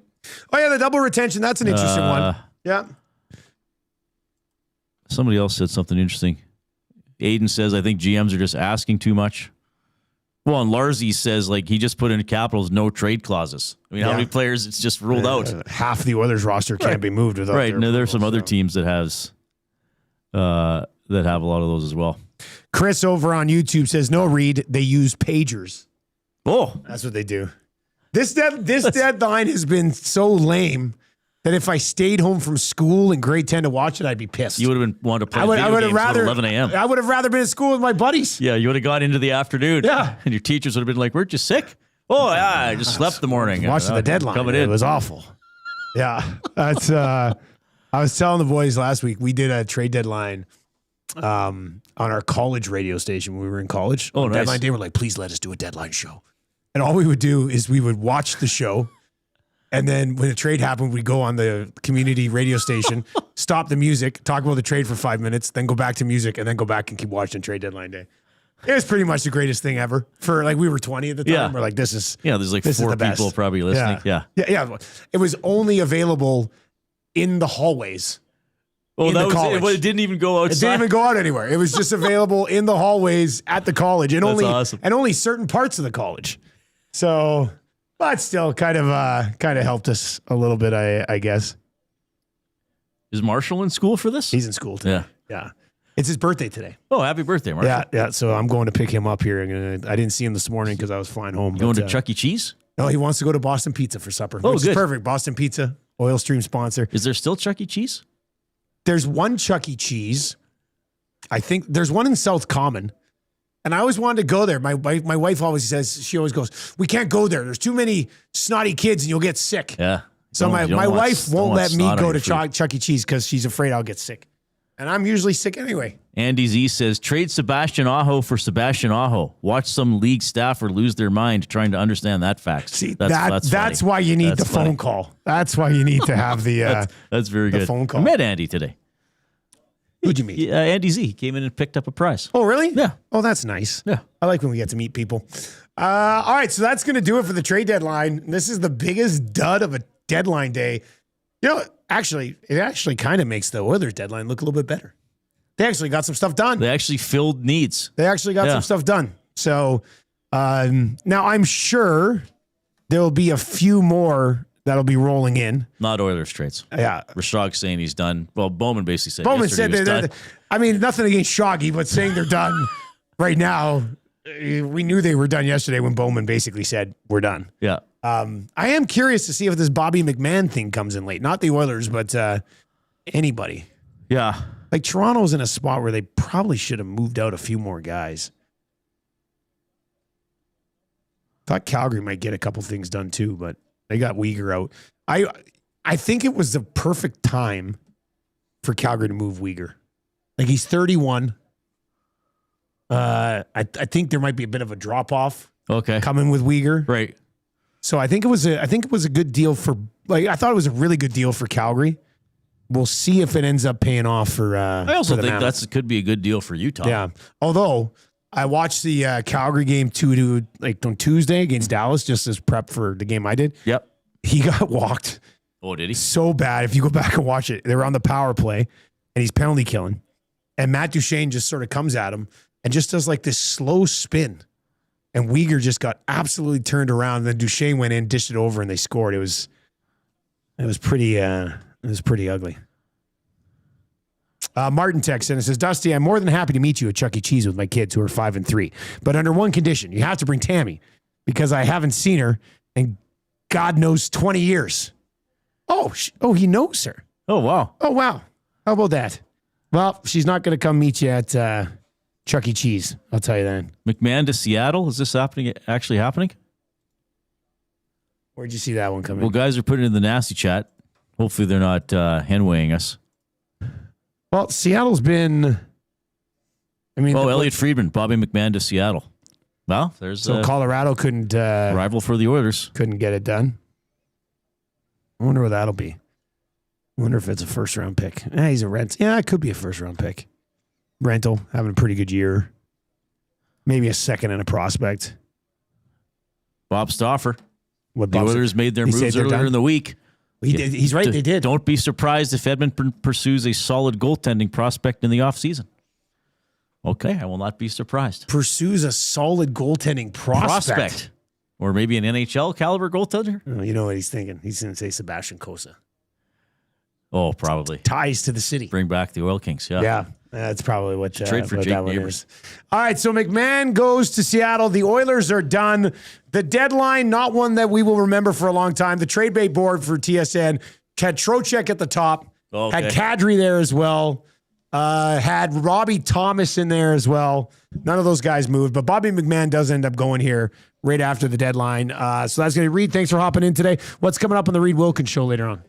Tom Gazzola, Benny will pop in. Matt Sakaris out of Vancouver. Jamie Thomas out of Winnipeg. You know what else I want to ask Sakaris about? They're moving their clocks for the last time tomorrow. I heard about this last night after the game. Somebody was saying Vancouver will spring ahead tomorrow. Well, BC will spring ahead tomorrow, and they will not fall back in November. Really? That may be more interesting than talking about the trades. So how does that? So they'll be on the same next time as us when we fall back. Next winter, we'll be on the same time as BC for those 4.5 months, whatever it is. So why'd they do that? Well, because there's all this stuff like, what's the point of changing the clocks? Like it just throws people Well, it's off. for the light in the evening. Yeah, right? for the Isn't it? light. Yeah. And if we ever stayed on, well, anyway, I'm sure it'll come up on my show today. I tend to meander on my show a little bit. Do you really? Noticed, yeah. See, on my show, I stay completely focused the entire time. It's all sports all the time. Apparently, Justin Falk has been traded as well.